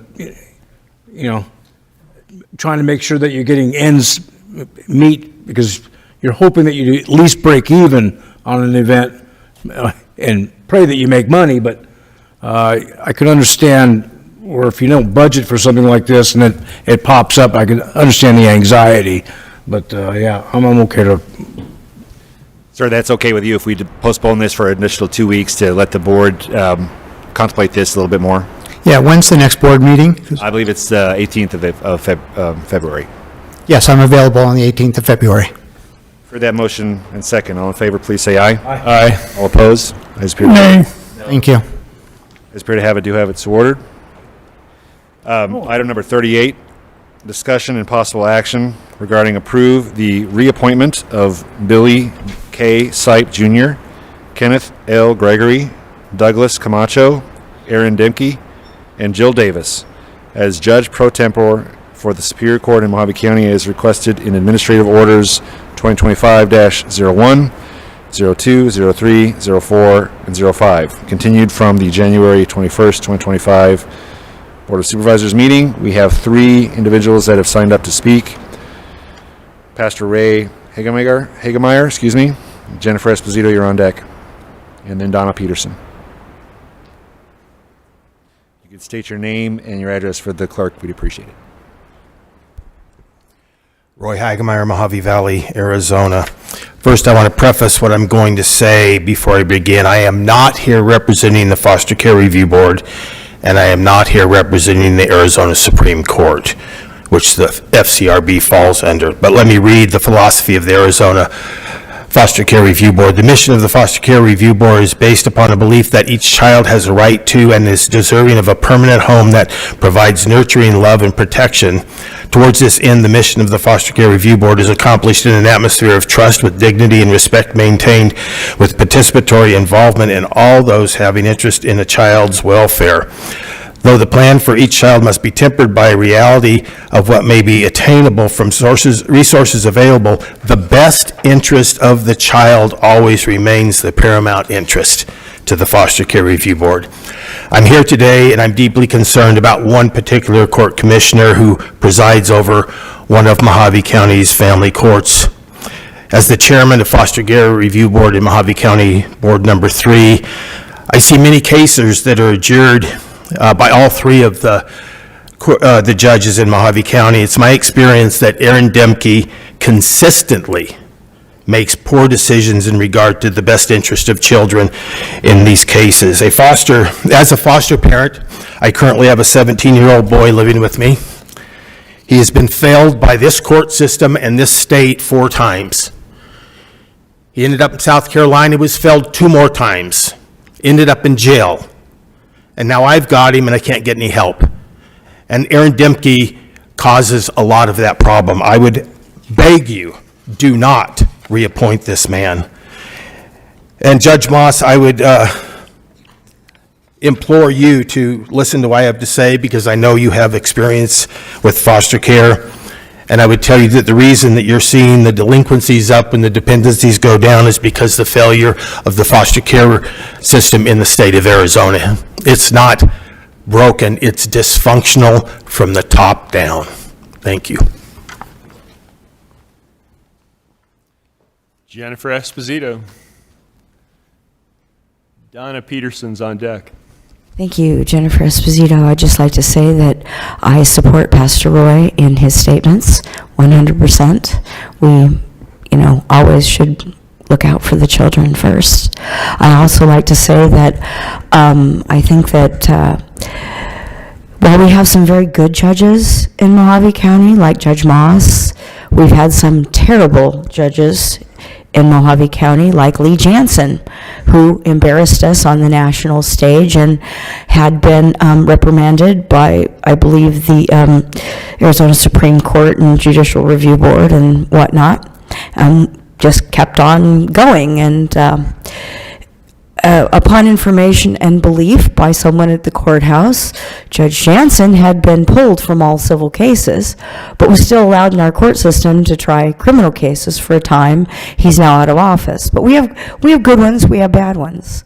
So I also want to say that I oppose sort of just part and parcel taking a across-the-board thing and saying all yay, all nay, what this Board of Supervisors has as far as individual review. For instance, I do know of some of these judges, and I'm not accusing them of anything at all, but does this board know if any of these judges have ever been reprimanded by the Judicial Review Board like Judge Jansen was?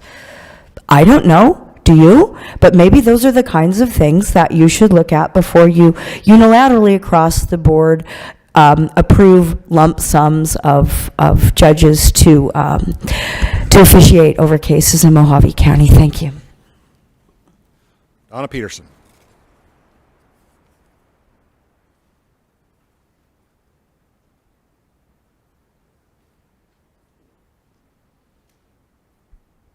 Good morning.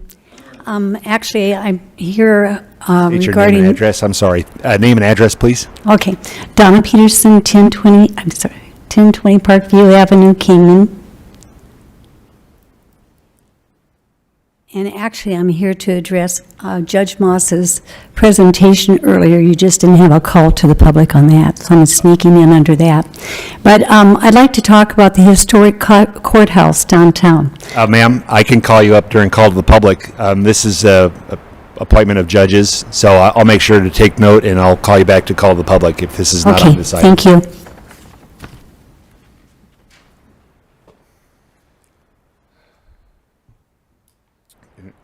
Open for discussion or entertain a motion. Judge Moss, can you, let's the podium, please. Mr. Chairman, members of the board, County Manager Elters. Yes, Supervisor Rowley, how can I help you? Yes, thank you, Your Honor. Now, do you rotate judges around when it comes on family law cases? Yes. Just, Yes, when it comes, like, for example, Judge Jansen, he's not on this list because Judge Jansen runs for election. I can decide Judge Jansen's case assignments, but I cannot decide his rulings. I can't decide these commissioners' rulings either. I can only, when it comes to all the judges in Mojave County, I decide where they work and what kind of cases they get. But what they do when it comes to their professional decision-making, I'm not involved in that. It would be very improper for me to tell them how to rule on a case. It'd be improper for anyone to tell them how to rule in the case. So I hope that answers your question. partially, Mr. Chairman, Judge Moss, but as far as like Aaron Demke, does he work a lot of specifically family law cases only, or is he? He is part of our Title IV grant. Most of his, if not all of his salary is paid from grant funds. He's not necessarily, correct me if I'm wrong, but it's, he's not necessarily part of the general fund. There might be aspects of his office that have some general funds coming out of it, but he's Title IV-D, and because of that, he runs Title IV-D cases, which is basically child support enforcement cases in part, and that means that, for example, if the state is owed money by someone who hasn't paid child support, those cases wind up in front of him. He also has other cases added, because it's not entirely that, some related subject matter areas, and he does get juvenile cases, he does get family law cases, and all judges have gotten those type of cases. You rotate in and out of those. This is part of the inner workings of how the court system works, and if any civic groups want to have me opine on this, I will. When you're a new judge, especially the commissioners who are called in, you get the cases that no one else wants, just like every other profession. You get the juvenile cases, you get the family law cases, and as you gain seniority, you get to move into the probates and the guardianships, and then you get to move into the civil, and then eventually, most judges want to get to criminal. I question their mental health, but still, most judges, because they come from a prosecutor or defense attorney background, they want to go ultimately get to criminal, and they get that when they get seniority. They still may be rotated off, because the general rule of thumb is you want your judges, as they spend 10, 20 years on the bench, to be a true general jurisdiction judge, which means they are competent at handling all aspects that would come to them, even if they may eventually wind primarily in one area. Speaking to Judge Jansen, yeah, I rotated him off of civil and I put him into criminal because it was time. So he had done his time in the trenches. He did a lot of work that a lot of people are unhappy with. I'm not going to question his decision-making because it would be improper for me to do that. Just like I declined to question Judge Gregory's decision-making, but I'll get to that in just a moment. When it comes down to it, judges rotate. Eventually, they find themselves a niche at the pleasure of the presiding judge. So, I mean, when I got first put on the bench, even though I was a constitutional judge, I had a whole lot of juvenile and family law cases, and I didn't particularly appreciate it, but, you know, you got to do your time because you start out junior and you work your way up. So I hope that answers that question. When it comes to the commissioners, to answer your question about constitutionality, Supervisor Gould, I went up to when I had time. Yeah, I was right. It's under Article 6, Section 24 and Section 31 of the Arizona Constitution. 24 is the commissioners and 31 is the pro tems. Thank you. Supervisor Martin. Judge Moss, every judge, if people in the public have a complaint against a judge, they do have a venue that they can go to, right? Correct. I mean, I think they have the conception that I, or even this board, is some kind of a professional review body. That's not the case. You can make complaints against judges to the Judicial Conduct Commission, and you can complain to them, and you can also complain to the Chief Justice, who's in charge of every single judge in the state of Arizona at the Arizona Judicial Council meetings. So when it comes to judges, and I want to back up. Judges make mistakes. I've made mistakes. I've entered decisions I did not want to make because I was personally opposed to them, but because the law required me to. And because judges are human. For example, on the civil case side of things, in most family law cases, for example, the evidentiary standard is by the preponderance of the evidence, more likely than not. And there's not a single judge in this world who can read minds or read hearts. We take information, we try to compare it to demeanor, we try to compare it with other people, we try to look at the exhibits and the documents and photographs and everything else that comes from us, and we try to determine what is true. And based upon what we try to determine what we determine is true, we make a decision based upon the best interest of the child and the statutory criteria we compare that to, and we're required in that circumstance to make findings on the record, either in open court, which is being recorded, or in writing in great detail. Does that mean every judge has got a decision correct? Absolutely not, because we're human and we make mistakes. And sometimes people are really good liars, and we fall for it because we're human and we make mistakes. Now, I think our bench is a really good bench. I think we get far more right than we get wrong. But to expect that a judge is going to be perfect, that's a fallacy. There's only one perfect person in the world, and he died on a cross 2,000 years ago. Amen. So anyways, when it comes to these commissioners, I will attest, I put their names down on here because I think every one of them is hardworking. I think every one of them is honest. I think everyone is a competent legal professional. And these people are doing time and a half, as I told you earlier, and they are exceptional human beings. I met with Mr. Spar at the board's request, and I will tell you, I think Mr. Spauer is a very smart guy. I think his heart's in the right place. But his whole objective was going back to what he brought to this board last year about expanding the grand jury. Judge Gregory was the judge in charge of that case that eventually he went to Matt Smith, the county attorney, about, and Matt Smith refused to do anything about it. He believes that Judge Gregory was lied to, and Judge Gregory fell for it. Well, I shared with you a copy of the decision. Judge Gregory's decision was not based upon who was right or who was wrong. Judge Gregory's decision was based that someone blew the statute of limitations, and right or wrong, there's lots of people who have good claims, but you don't get to go to court because you waited too long. So I will say that, and he wanted me to come to the board and say, by the way, hey, that grand jury thing, I was wrong on it. I was not. I was right. I believe I'm right anyway. I could be wrong because I'm human, but I gave you my basis for my opinion, and it was just another effort to leverage that grand jury issue. If you want to expand grand juries, I'm not saying that's good, bad, or indifferent, because I'm not a politician. I'm not a legislature. I'm not on the... Take it back to the immediate I'm sorry. here, But these commissioners are good people. And you're going to have a hard time finding a competent legal professional who put the time in that they do, because they put in a lot of time. Thank you. Sir, what the question I ask and what I want an answer to Sure. is, if people have the ability to make a complaint against a judge for whatever reason, Yes. what about in the case of Judge Demke? What I want to know, are you aware of any complaints made against him with the Judicial Ethics Commission or No. the Chief Justice? No. I'm not aware of any. I will say that... Do you want to say something? Go ahead. I was just going to note, Chairman Lingenfelter, Supervisor Martin, I mentioned earlier we do periodic audits on our commissioners or reviews.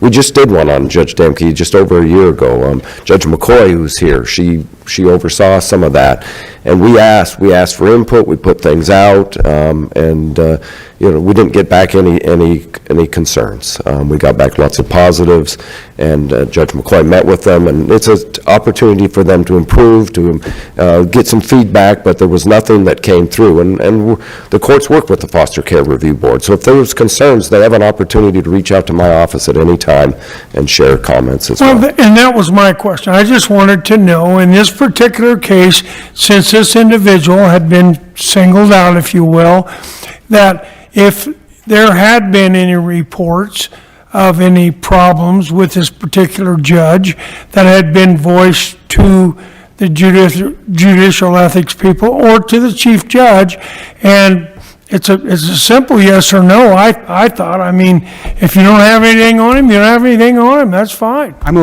get a little hot about some things maybe, but I will say that if you disagree with the judge's decision, we have courts of appeals if you think they're professionally incorrect.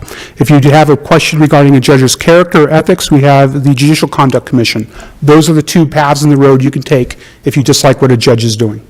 Absolutely, understand. When I was a police officer, we had the same standard almost, right? People could come in, make an anonymous complaint, and there would be no basis for it or anything, but they had the opportunity to do it. In this situation, like I said, I mean, I think there's a public record on judges that, you know, if they've got a complaint against them, and if there was any judicial action taken against them. And in this case, I think everybody on the board, we received a letter, and I don't know about everybody else, but I'm just trying to find out, is there any basis for all this? Not impinging the judge's, what he's done in the past or his decisions. Merely trying to find out if there's been any other problems or any problems with this particular judge. If there hasn't, so be it. We'll move on. As far as I'm aware, there are no problems regarding Judge Demke or any other commissioners posed to you which have any basis in fact. There could be a lot of people who have bad opinions because of decisions they made. Sure. And I'm not discounting those opinions. I just told you judges are human beings. But I think they are professionally competent, I think they're hardworking, and I think they're honest. I appreciate your comments. Mr. Chairman. Supervisor Gould. Pastor Hagemeyer looks like he has something to say, and I would like to hear what it is. Hagemeyer. Thank you, Supervisor Gould. I am here as a member of the Foster Care Review Board. I am not here in an official capacity.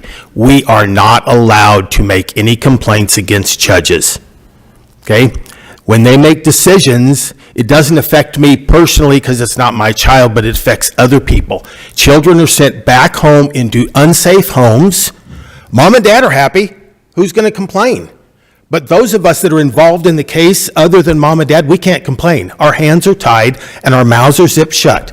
I had to ask for special permission to be here to talk about this today.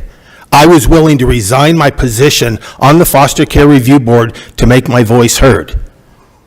Now, if Aaron Dimke is that good of a judge, maybe he should be in traffic court. He has no business in family court, and that is my firm feeling. I am living through the failures of the system in Arizona.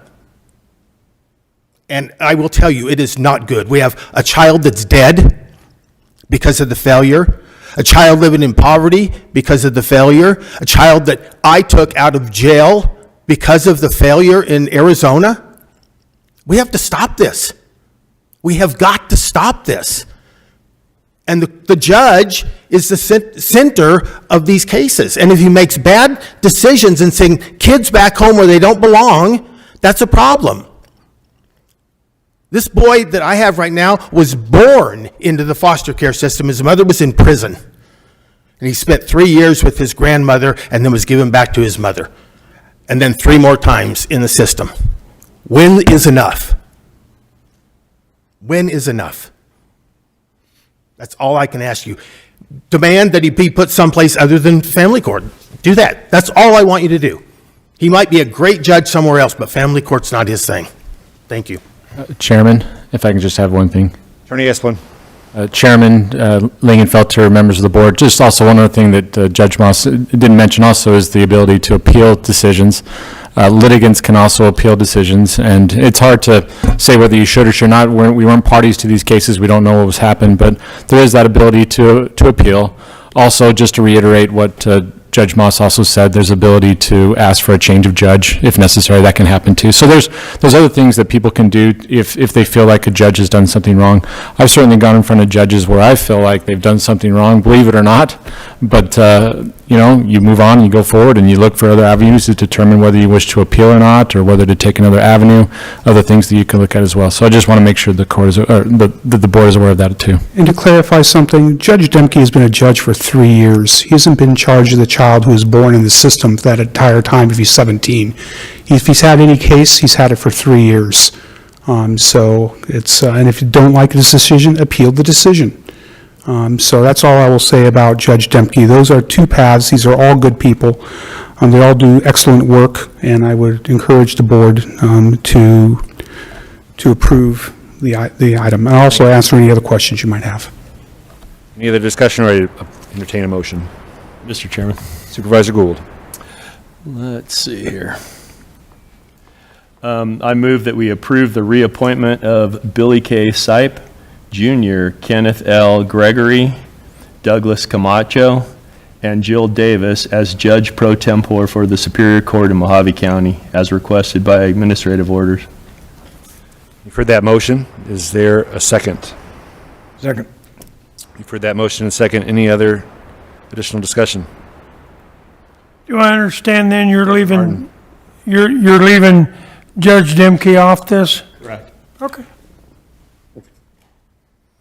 Mr. Chairman. Supervisor Borelli. Yeah, thank you, I missed that one. We don't handle the assignments of cases. That's up to the judge of the county judge to do the assignments for judges. I think it would be out of line for us to be second guessing. A judge has been proven to be a good judge representing this county.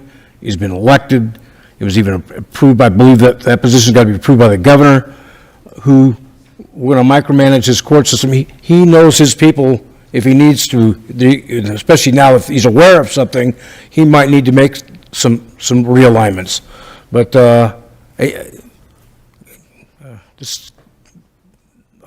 this is just, I believe it's wrong. We shouldn't be second guessing the judge on this. He handles the assignments.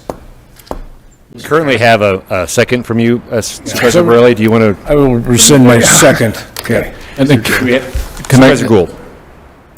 The things come before us for us to make decisions on. They don't just come before us for a rubber stamp. It's not just a process. The legislature didn't give us this authority just to rubber stamp things.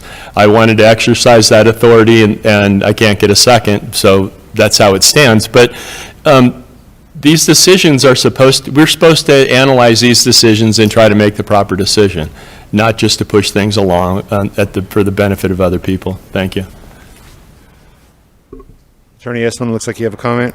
I do, just for the board, and I agree with Supervisor Gould, that what you said, absolutely correct. I'm not undermining that by any means.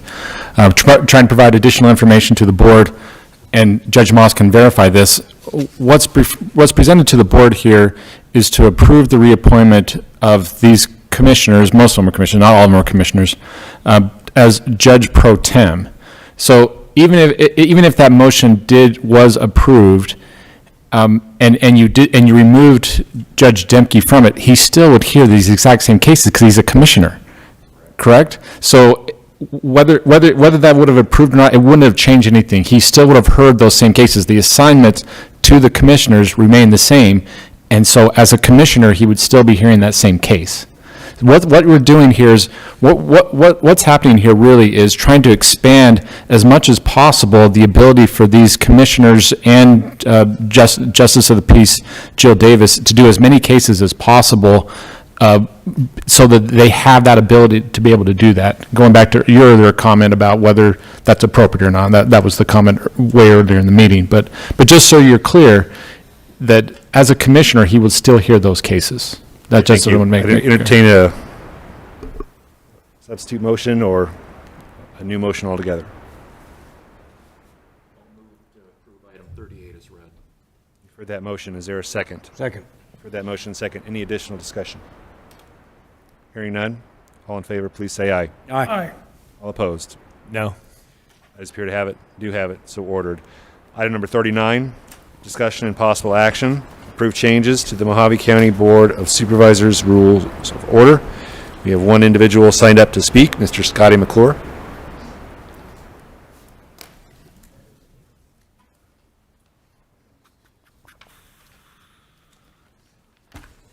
Scotty from Bullhead. I I tried to get backup on this Friday. There was no backup. Wasn't available. Maybe you can explain that. I doubt it.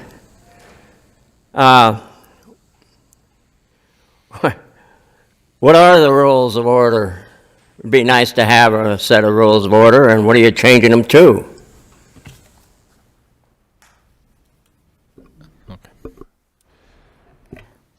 Attorney Esplin, you want to provide an overview of this? I'll answer. I'm not sure when the backup was included, but I also looked late afternoon on Friday. It wasn't there yet. It's there now.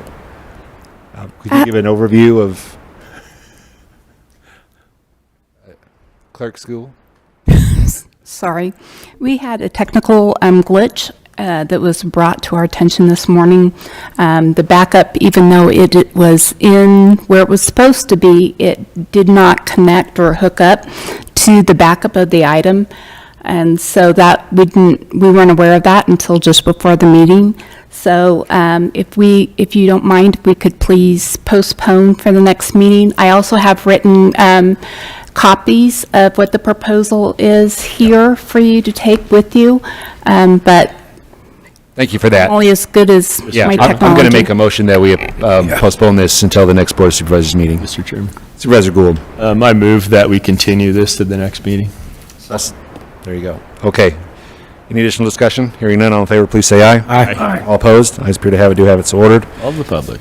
Moving to the call to the public, Mr. James Jones. Thank you, sir. Mr. Sean Reagan. It wasn't just me. They couldn't find it.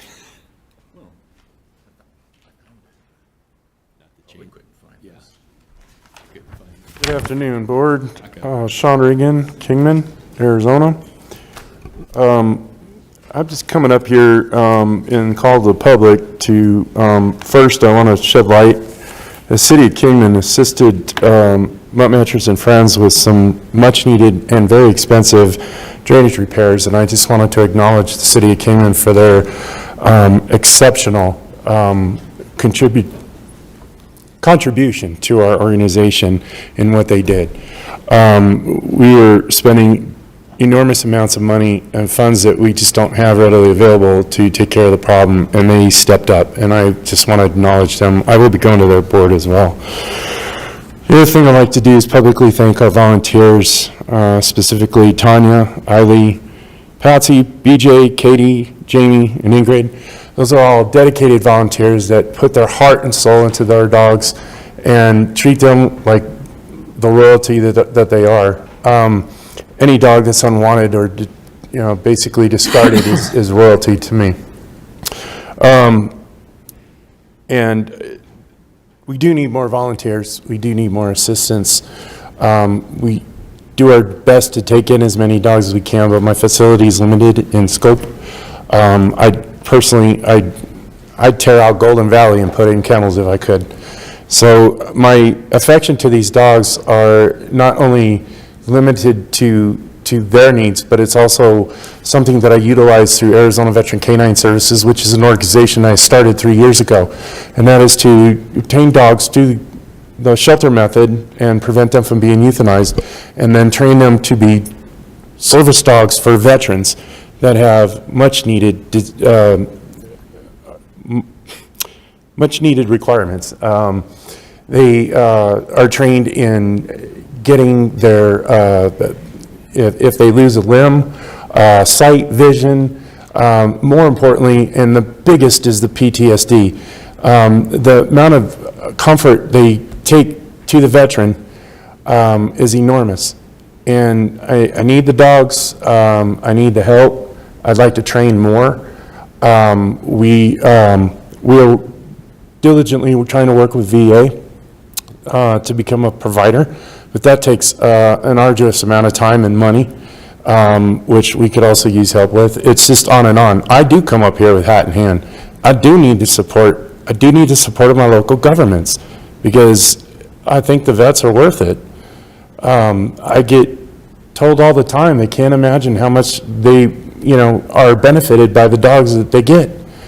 And I'm going to come up here every chance I get. Call me, 928-418-0469. Let me get some help from you guys. Great, And thank you, sir. I do appreciate that. Appreciate Thank you, your guys. comments. Donna Peterson.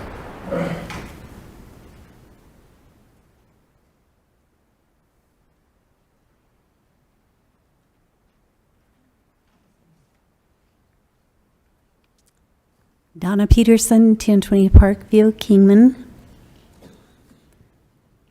Hi, Donna Peterson. I'm with Kingman Main Street here in Kingman, and part of the Historic Preservation Committee.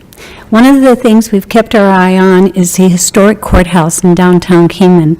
It's a beautiful building. It served the county for 100 years. I think now it's like probably 110 years old. It's been empty since 2021, I believe, so about 4 years now.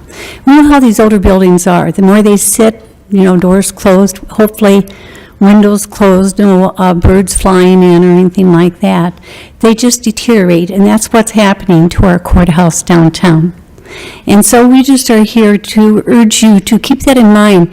Judge Moss mentioned, of course, with more judges and more staff, more legal offices and everything, they're going to need more room. And let's not wait 5 years until the room is, you're going to have to build something because it's going to take too long to restore it.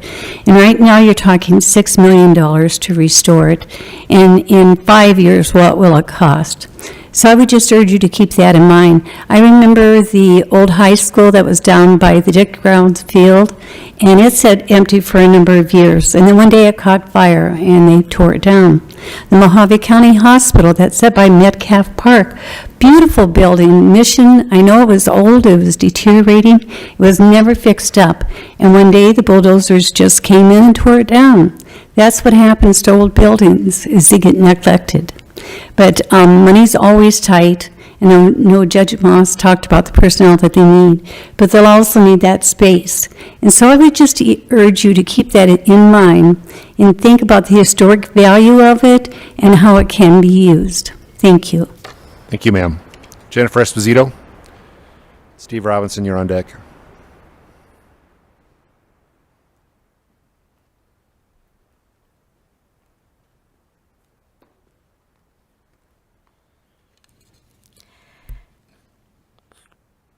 Thank you, Jennifer Esposito. I was asked to read the following statement from someone who could not be here today.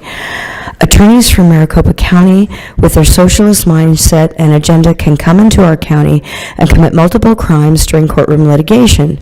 They do this to escalate their attorney fees, which places an excessive burden on our system and our already stressed out judges. Our judges must put up with it and make no effort to stop it because it would take far too much dedicated time on their part, time that they do not have. Our county attorney refuses to prosecute or place their conduct before our grand jury. The people have an absolute constitutional right to submit these criminal acts directly to our grand jury, but our county attorney stands in the way. This judicial nonsense is what our president, Donald Trump, has been fighting for 4 years.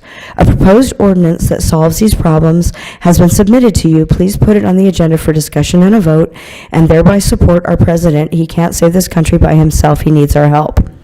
I would like to add that I do support a citizens grand jury. The thing that I really want to talk about is the morgue situation. The last meeting, I believe that the price quoted to lease space in Kingman Regional Medical Center was $18 a square foot.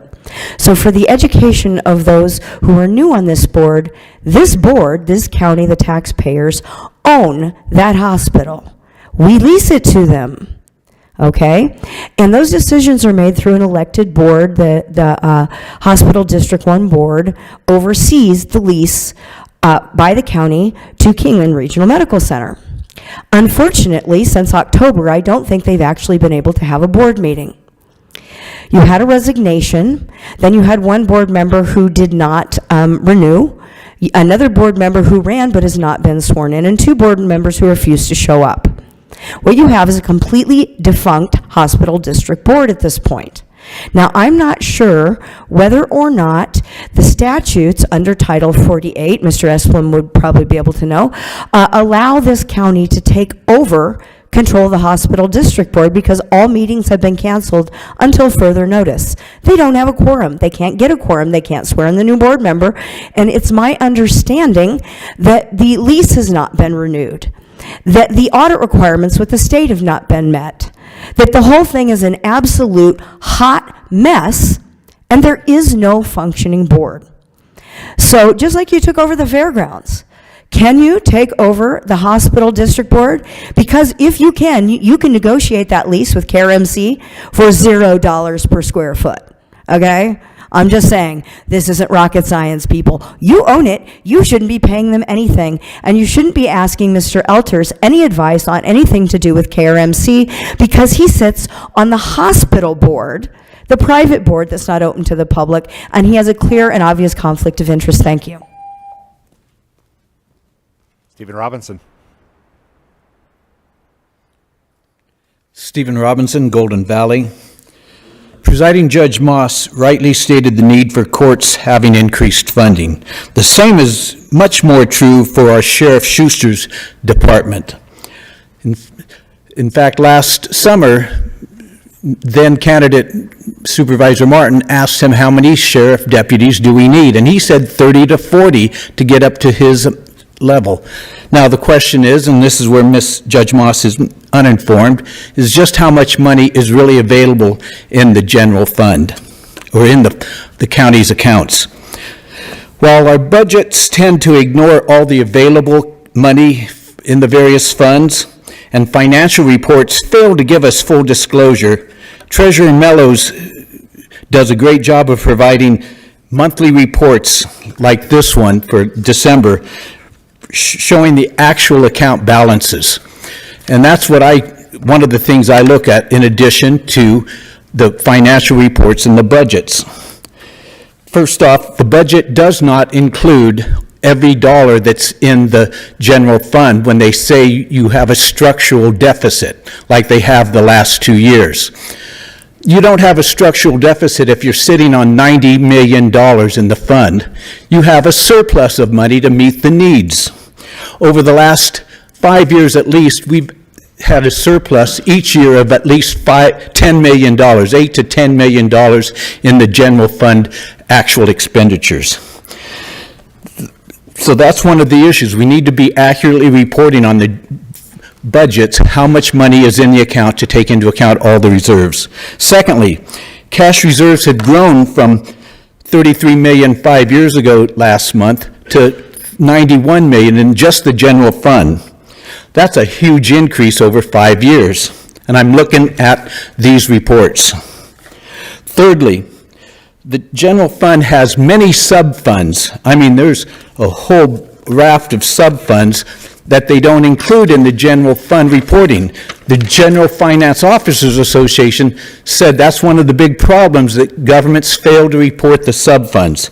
The health insurance, it has 10 million. Capital improvement has 30 million. And we've seen, we have the money to finance the new courthouse improvements or remodeling that needs to be done.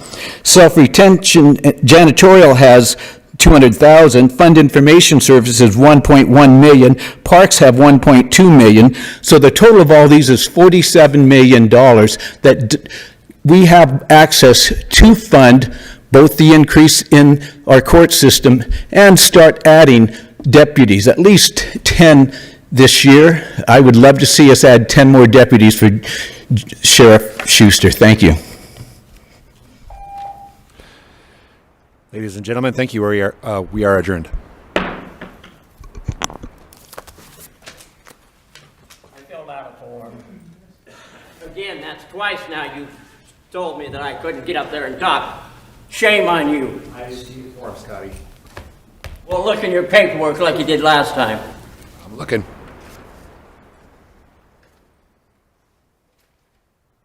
There's no yellow form with Scotty McClure. Oh, sorry to miss you. You're not filling out?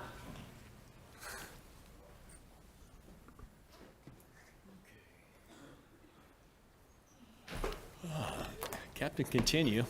Let's continue that to the next meeting. Let's continue that to the next meeting.